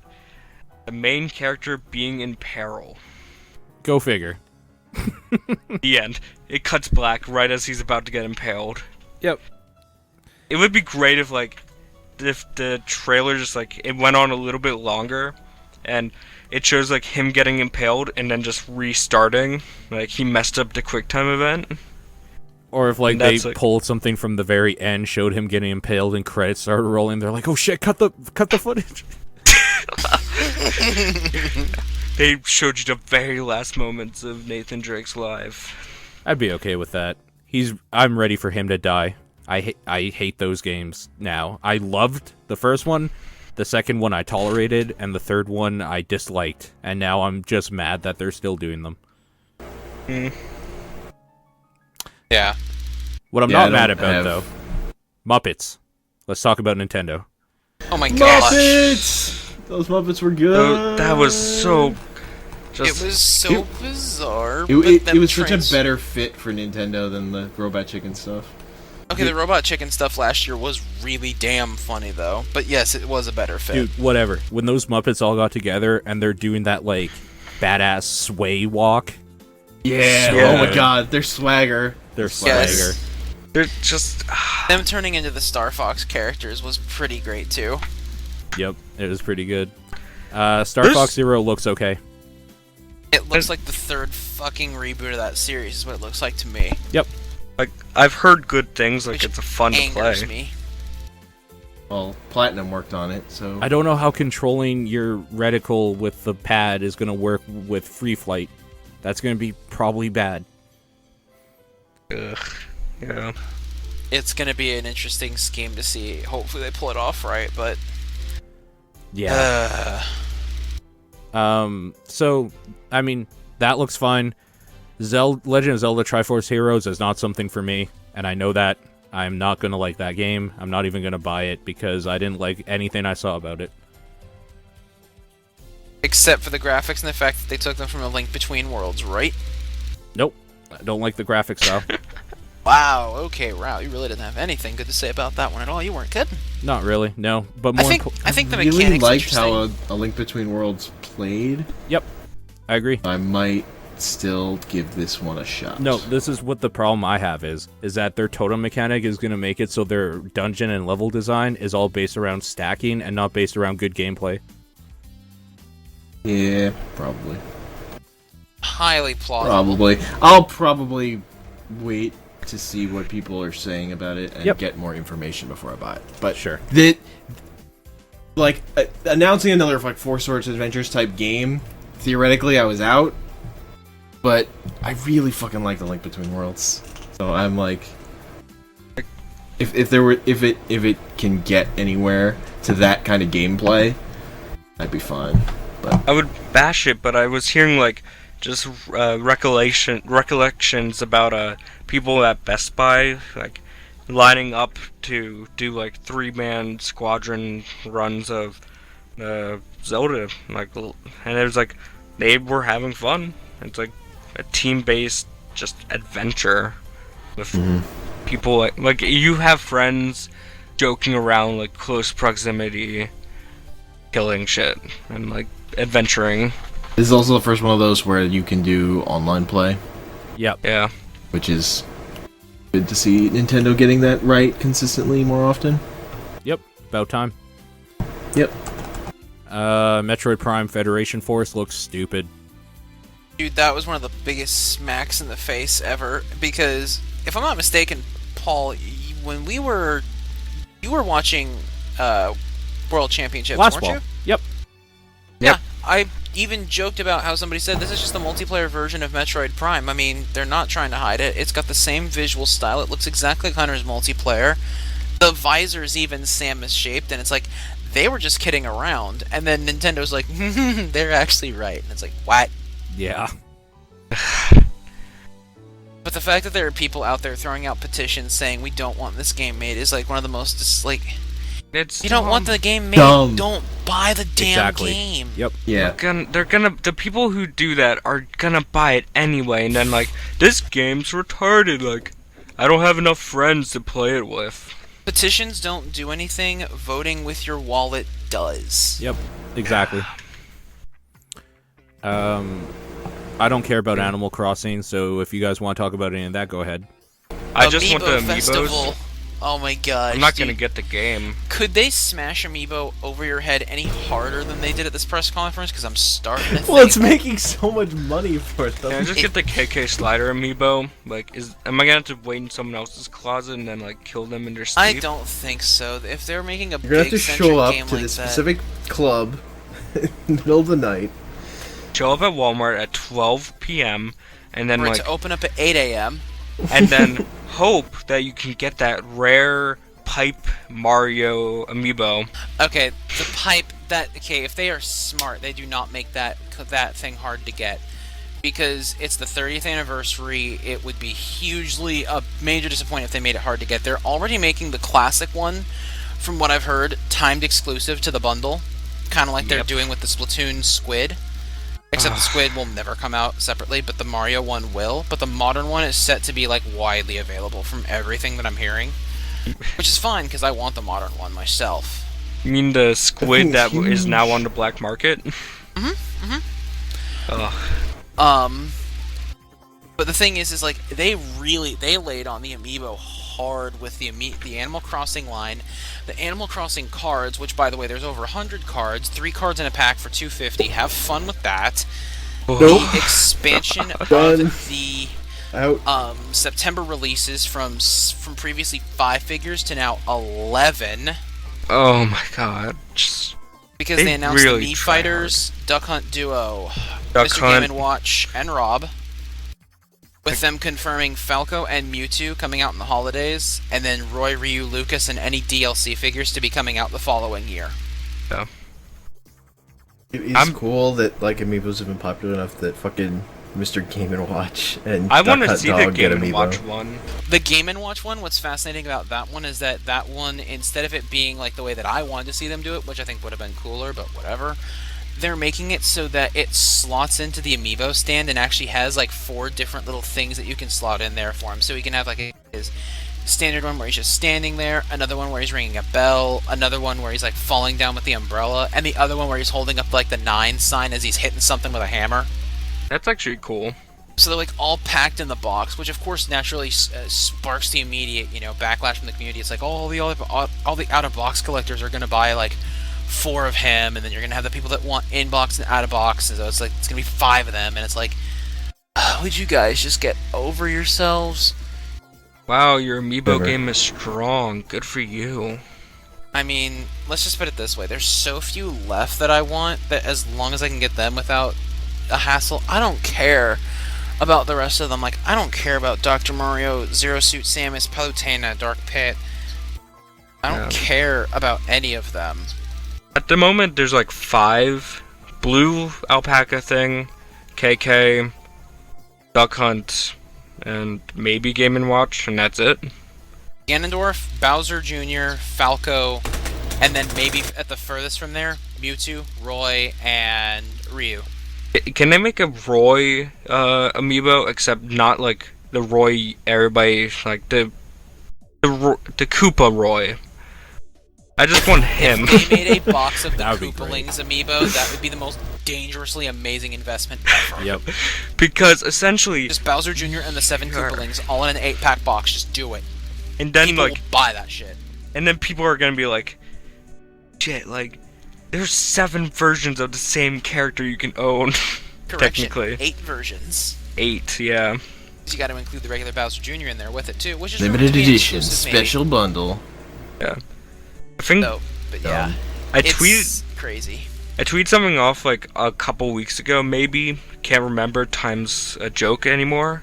But I said passive aggressively like tweeting pictures of your amiibo collection is like the new form of like high social status. Because I saw someone like just post a picture of the bookshelf, and it was like the top row is like, look, our stuffed animal has a new friend, and like perfectly framed below the stuffed animal was their entire like full amiibo collection with the silver and gold Mario like limited edition, and like the squid kids and all that. I'm like, you could have cropped that out. It's It's just absolutely insane. Like, this is making so much money for them. Like, they really have found the golden goose for them. But the biggest question that is still on my mind as an amiibo collector, because it's going to happen. It happens with just about every collectible out there. When does the bubble burst? Yeah. Because when it bursts, it's going to blow up in a bad way for Nintendo. Because it's not going to be some gradual thing. Like, all of a sudden, people are just not going to give a shit. It's just going to stop. Beanie Baby syndrome. And honestly, I could see it potentially popping after the Smash series is over. Yeah, because what was left? Mario Party, then Animal Crossing, which... We have Mario Party, we have Animal Crossing as a brand new line. People still maintain there's going to be a Zelda line, which I don't think they're wrong. Federation Force line. Let's go. Yeah! Yeah. Generic red guy, generic blue guy, yellow guy, and purple guy. Oh, Look, yeah. you can get Get all the four... Federation Force amiibo, you get more players on your team in the soccer game. You Pay get to all win, four colors baby. of Link. Speaking of more players in games and amiibo, I want the Yoshi plush amiibos, but there's a rumor flying around that apparently, like, something happened and a portion of the stock was destroyed in Europe. Like, this isn't the first time this has happened with amiibo out there. Like, there is somebody out there that is deliberately fucking with them on this now. Oh, you mean a limited edition squid bundle gets hijacked and sold on black market? Yep, all those are gone, and there was a portion of the yarn Yoshis that got destroyed, No, man. apparently. Didn't you watch that thing with that, like, lead designer talking, and she had, like, that table full of Yoshis? That's the world supply right there. Pretty much E3 exclusive, and you're going to prison if you want one, because you're going to have to jack it and run. You know the fucking Hunger Games? Well, now there's gonna be a spin-off called the Amiibo Games. So get your fucking, like, shit ready. Exactly. The winner gets a NES. Yeah, the winner gets a limited edition NES, where he has a new hat. I'm just gonna eat the fucking berries, man. Don't even care. Yep. It's just... It's so crazy watching, like, how hard they went with that at the press conference, because, like, they talked about Amiibo for a good, like, 20 minutes, their conference. Yeah. Mm-hmm. I am And yet they excited. still don't make enough for everybody who's buying these damn things. Restocks in Australia and Europe, oh, no big deal. US, where 2/3 of your sales are, continue to leave us out in the dry, please. Mario Maker looks Australia, good. So. Mario Maker Maker's does Yes. look really fun. The And World Championships was the best sales I pitch want for that them- game ever. I want them to release a DVD of Miyamoto talking about designing levels for Mario for 10 Dude, hours. I want that. Oh yeah, for sure. I want a whole fucking thing with like a book with all those fucking old Mario. That they have all those fucking papers of old Mario level designs. Yep. Fuck. I want all of it. In like a Want coffee all art of it. book, Oh how my cool would God. that be? Like just, and it was in such good quality. It was like, fuck. Just like seeing that and like my fucking mind blew of like what other shit they must have. Yep. I think- shit. I think the problem with Nintendo this year was they blew their load like the day before E3, because the Nintendo World Championships they announced like all their crazy like I don't see that as a problem. DLC? I think their conference was fine. Like they stuck to games that are gonna release. You mean their pretty digital s- event? Yeah. Yeah. But, like, their digital event. the mother went beginnings probably would have been like Earthbound Beginnings would have been crazier like as like a surprise announcement at E3, because then they would have had like a major kind of like game reveal. The only thing they were really lacking, they probably could have used something else to close out on, which probably, when they were scheduling this stuff, was going to be Zelda before Oh, it got yeah. pushed back. But Yeah. still, they didn't have that, so they closed with Mario Maker, which had already been super shown off, as well as was going to be shown off at the World Championships. Dude, whatever. Mario Tennis was the most important thing to announce this year. It is? That was that was like the surprise game that excited me the most, because I've been really in the mood for a new Mario Tennis game on a console. Mario Tennis has been on nearly every single Nintendo console, hasn't it? Yeah. Was it on N64? That was Yeah. the first one. Yep.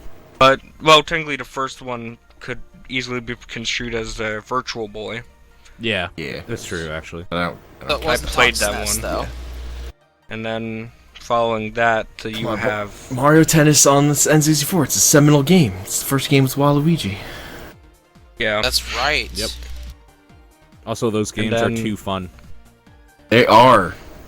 Power Those are my favorite of their sports games. Was it Power Tennis ones. Tennis that came out for GameCube? think so, yeah. Yeah, and then whatever the Wii one was, now they have a Wii U one, and then whatever console they come up next. There was a There'll 3DS be Mario one. Tennis for the NX. I'm sure of it. Biggest disappointment for me from Nintendo, and it's still like routinely my disappointment year after year for them. And it's very hard to come to terms that it probably will never happen, but I'm still holding out hope secretly every year that it gets announced. Please. I don't know what deities I have to sacrifice something to get a new F-Zero game. It's coming. The storm's definitely brewing. They're already like coming out with old IPs that they kind of haven't touched in. When did Other M come out? Other 8 M? years ago. Oh, I have no idea. Like that was the kind of the last Metroid game. Then, Metroid Other M came out in 2010. Yeah, 5 years ago. Then Star Fox kind of got rekindled with the remake. That set people up for that. F-Zero is kind of like one of their last old IPs that need to come back. F-Zero, just for frame of reference here. Last game that came out in the series, which did not come out in the US. Oh, the GameCube expansion? No. The GBA game Climax. Oh, yeah. That's it. 2004, October. So in 4 months, it will have been 11 years since the US has seen, or since the F-Zero series has seen a release. The last F-Zero games that were released in the US, the last console game that was released was GX. And that was in August of 2003. Yeah. It has been almost 12 years now. And then GP Legend, by the way, the last game to come out in North America, that came out in September of 2004. So it has been 11 years almost since we have seen a proper F-Zero game, handheld, console, or otherwise. I don't know what deity I need to sacrifice something to, but if they put out a new F-Zero game, I will have a very, very hard time trying to say no to the console that it releases on. Like, I am waiting for that game.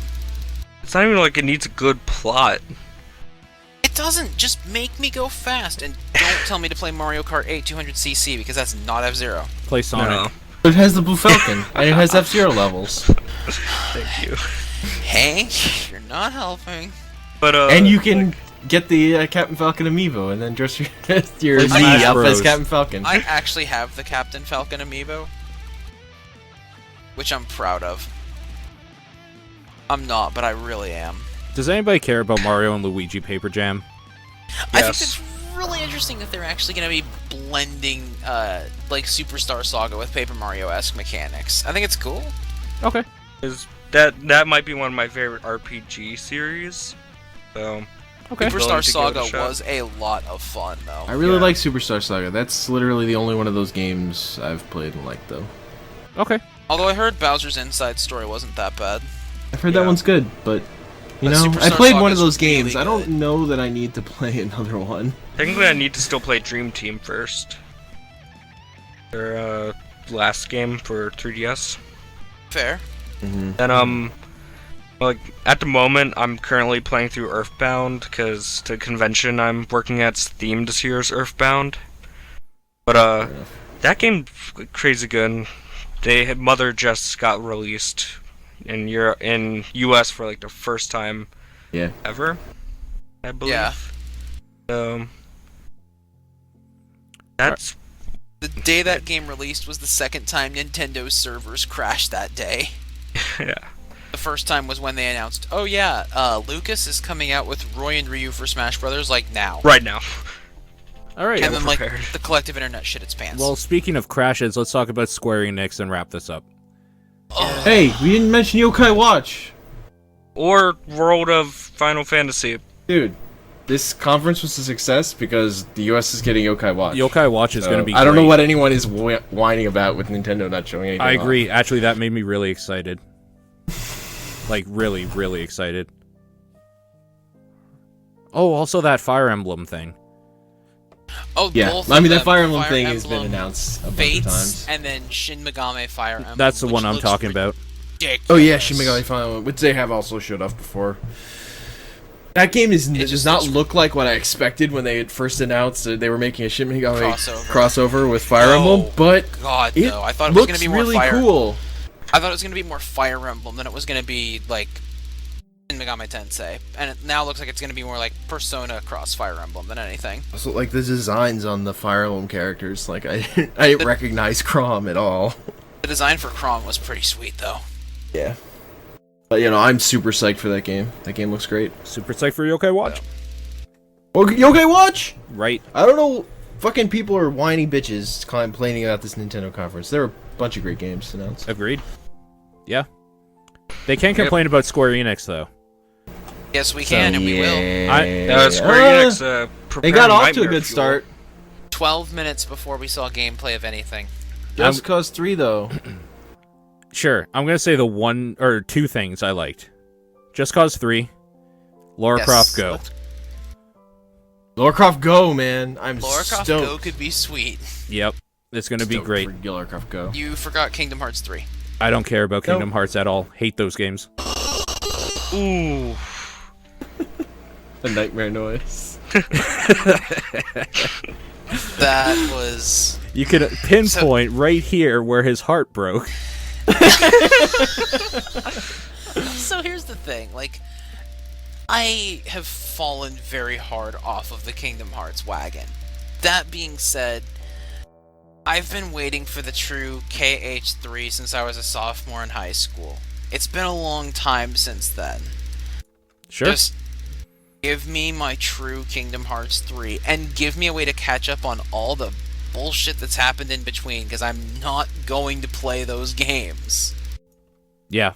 No, I completely agree. And for people like you that really like Kingdom Hearts, I'm super stoked for you. I'm just not that person. It looks gorgeous. It like the new engine they've moved the game to looks absolutely breathtaking. I love right, the fact it that does. you have fucking rides as your summons now. That's great. It's kicking ass in the teacups. Hell yeah. It's really nice looking. Unlike Project Setsuna, which is nothing at all. Except for three shots of nothing. So Project Setsuna, the game that is like, why did you even bother announcing this? Because it's like, we can't really say anything about it, but here's some pictures, and it's being made by Tokyo Game Factory, which is what I thought Square Enix was, but apparently not. Yep. That pissed me off a lot. I was really angry. Square Enix's conference just ticked me off a lot in general, outside of Just Cause. More stuff about Hitman was nice, but not needed ultimately for me. Hey guys, Square Enix is making Life is Strange. Isn't that a great thing to put in their press conference? And they didn't fucking show it! Yep. Actually, no, they did, for about 5 seconds in one of their sizzle reel montages that was very inappropriately placed during the show. Which is still more than they showed of the Vita. Yep. There's that fucking World of Final Fantasy games coming to the Vita too. It looks okay. That was like the most Vita game that was showed off, I think. PlayStation Vita, because we exist too. Honestly, though, I'm intrigued by Nier 2. Oh yeah, Nier, like whatever it's gonna be called, because it was just like a bunch of scribbles and shit in front of it. Yep. Yeah, that developer guy stole the show though. Yep. Oh dude, the long ass the long ass scarf and the skull head mask, creepy. Like, I was not ready to be. I didn't need to wake up and see that in the morning. Also, the way he clapped his hands. Yep. Yes. Apparently, that dude just likes wearing masks when he shows up. Yes, he does. I think it was just kind of interesting that, like, with the Square Enix conference, there was just, like, so little that I cared about that it was just, like... I was disappointed. I mean... They had the the Final Fantasy VII thing would have been their big reveal, but it was in the Sony press conference. It felt like their best stuff was sort of ripped out from under them, and they didn't actually they had the reason they saw the press conference was because they had Just Cause and Deus Ex to sort of Just Cause, Deus Ex, and Kingdom Hearts 3. Those are the reasons they had the presser. Oh. Yeah, I was less than happy with that whole thing. Whatever, Lara Croft Go, man. Yeah, no, you're right. And I hope they keep making more Go games because Hitman Go is great, and this is probably going to be great too. Yeah, Hitman Go is probably my favorite, phone mobile game. The art style's really sick. Yep. It's really, And it just really fucking works for that platform really well.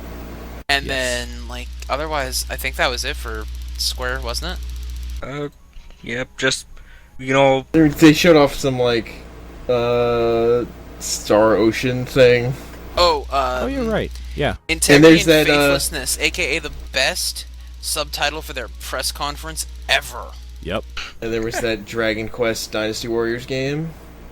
Yep, that's right. That they showed for about 5 seconds. Yep. That was CG trailer. Yep. But I feel like And Integrity there was and that Faithlessness was fucking the perfect thing mobile for them. Kingdom's Hearts thing. Yeah. Just catch me up on what happened in all the games that I missed, and I'll buy a PS4 for that game. Not even kidding. Really? Yes, that is the game that will make me buy the console. Okay. Wow. Because I've been waiting for it for years. Let's put it this way, there's more and more stuff steadily coming out that is driving me towards buying a console. But when they announce the release date for Kingdom Hearts 3, that is going to be the tipping edge. Yeah, that's fair. That's going to be the thing that does it right there. Because what that tells me is I don't need to get a PS4 until this time. All right. Kingdom Hearts 3 is one of those things, when they first showed it off, that was one of those terrible E3 announcements, because it's we are not actually making this game yet. At least they had some gameplay footage to back it up, though. They had, a demo when they first showed it off, that was nothing. Still have gameplay now, though. I mean, yeah, that's one of my big problems with E3 is them games getting shown off way too early and announced way too early in these press conferences. When they're not really in full production yet. Which is why I appreciate whenever stuff like Fallout 4 announcement or the way Nintendo did their press conference, I just I prefer that stuff from my E3s. Tell me what games are coming out before the next E3. That's what I want to know about at E3. Definitely. So I think that's it on Square. Did anybody here watch PC Gamer? No. No. No, it was cringy as fuck. It was really bad. I didn't need a 2.5-hour press conference. It wasn't really a press conference. It was a weird talk show thing. And I appreciate that they went for a different format, though. I really do. Because, you can't go press conference on PC Gamer, because this isn't a freaking trade show for AMD. Sure, show your stuff in front of the camera a little bit, show us the fancy shinies, the oohs and the ahs, but this isn't a trade show presser. Let's talk about games. And Sean Plott was fantastic as host. Dana was amazing. I actually couldn't. I found it unwatchable. I didn't watch it, really. Ultimately, for me, the biggest announcements were... this is what irritated me. They announced there that, yes, it's No Man's Sky is officially coming to PC. They officially announced it there. They showed off some of the new content for Heroes of the Storm, The Eternal Conflict, where they revealed the Diablo Monk is coming to the game as a support class for Diablo. And in addition to that, King Leoric will be the next hero after the Butcher releases. So kind of expect maybe a Kael'thas treatment, where they did the Butcher, and then 2 weeks later, how they did Kael'thas Johanna. Kind of expect that for Butcher Leoric. But the announcement for me even though it wasn't the best one, but it was amazing. Killer Instinct coming to PC will be cross-buy, cross-play, netcode handled, and developed by the team that made Killer Instinct for the Xbox One, so it's being everything is being handled in-house completely by Iron Galaxy. Not the team that made that Killer Instinct game. Double Helix doesn't own that game anymore. Yeah, but they're the ones who made it. Iron Galaxy, so though, handling this shit makes sense, because that's what Iron Galaxy does. But see, the thing is Iron Galaxy was the main developer for Season 2, and everybody wants them back for Season 3, because they've done fantastic work with it. They've got the netcode buttery smooth. Like, basically, they're not passing it off to some. That's what they're good at. They fucking made that Street Fighter 3 online edition for the 360. Like, that game was fucking amazing. Yep. the port of that. Yep. They're and so good at this basically, like, shit. they're not passing it off to some C grade, It porting wouldn't make studio. sense to pass this kind of thing off, because these kind of weird engineering tasks are what Iron Galaxy is really good at. Like, they didn't pass it off to some porting people that's going to fuck up the netcode. Looking at you, Mortal Kombat X. But Iron the Galaxy fact that is a they're- weird porting company that you would go to for this. But they're the porting company that knows what they're doing. Yep, they're good at it. And this is their game as of right now. It is in their hands. Yep. So for all intents and purposes, the game belongs to them. And like the fact that they're bringing it to PC, like, has made me go, I don't know if I need to upgrade my graphics card. If I do, I will. I may buy an arcade stick for this game. Like, I am resolving to become a monster at this game.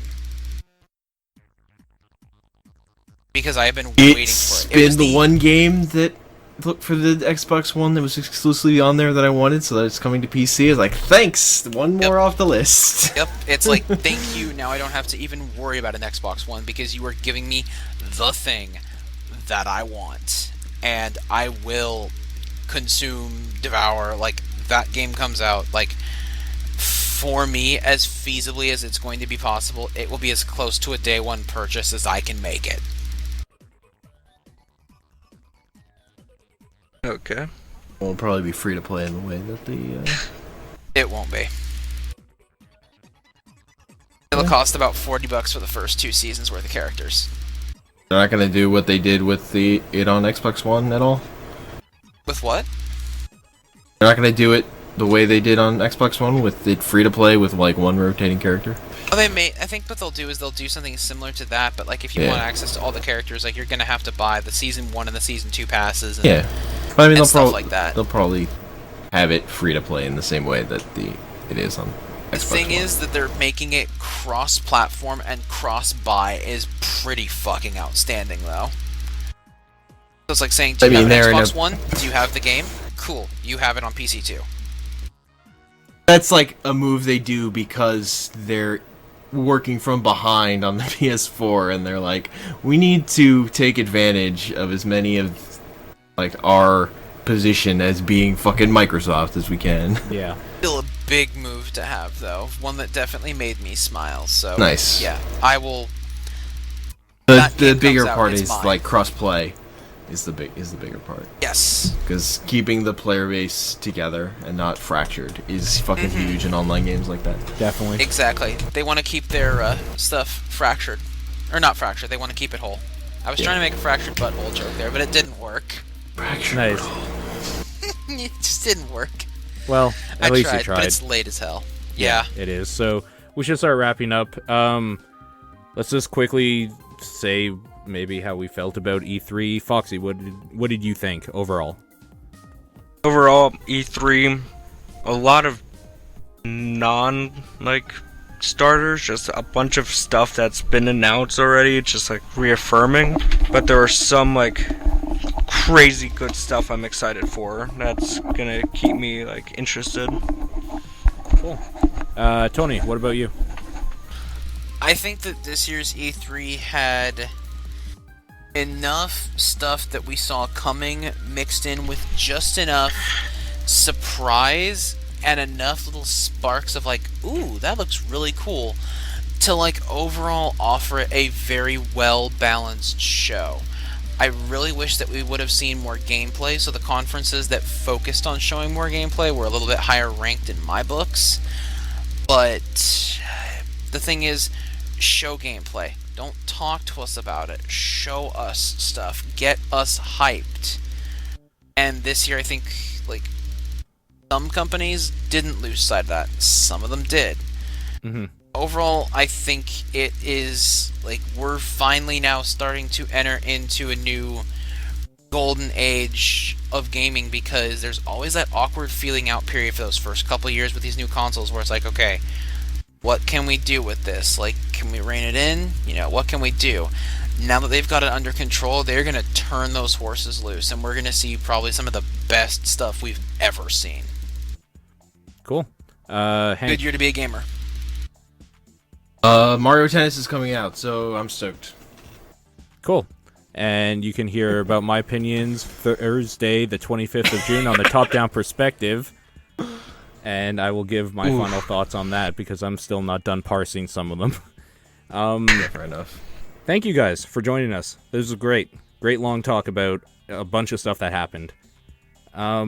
Foxy, if people want to get in touch with you, how could they do so? Twitter, Steam, everywhere, Foxy the Kid. I do have a Tumblr, but that's mostly just art shit. Not what it used to be, actually decent now. So, check that out. Cool. Tony, what about you? So, primarily, like, I'm Zeta Shade on Twitch. I don't do a whole ton of streaming, however, I am planning on migrating back into that realm sometime next month. But additionally, you can follow me in my assorted thoughts about everything and nothing over on Twitter at T_pomps. That's how you can find me. So, yeah, and you can also catch me like every other Sunday with Paul and the jolly band of misfits that make up our Dungeons and Dragons campaign, Yalaton, the Age of Change. Yep. So this Sunday too, actually. That's right. This Sunday, time yet to be determined, but we're looking at this Sunday. Yeah, maybe just follow us on Twitter to keep in touch with that, and you can get Hank at me anyway, pretty much. Hank's comic panels for some dumbass reason on fucking Twitter, even though he's I Am 3D Homer literally everywhere else. Everywhere. Yeah. And if you don't know my Twitter, then I don't know how you found this podcast. Good night, everybody. Night. Good night.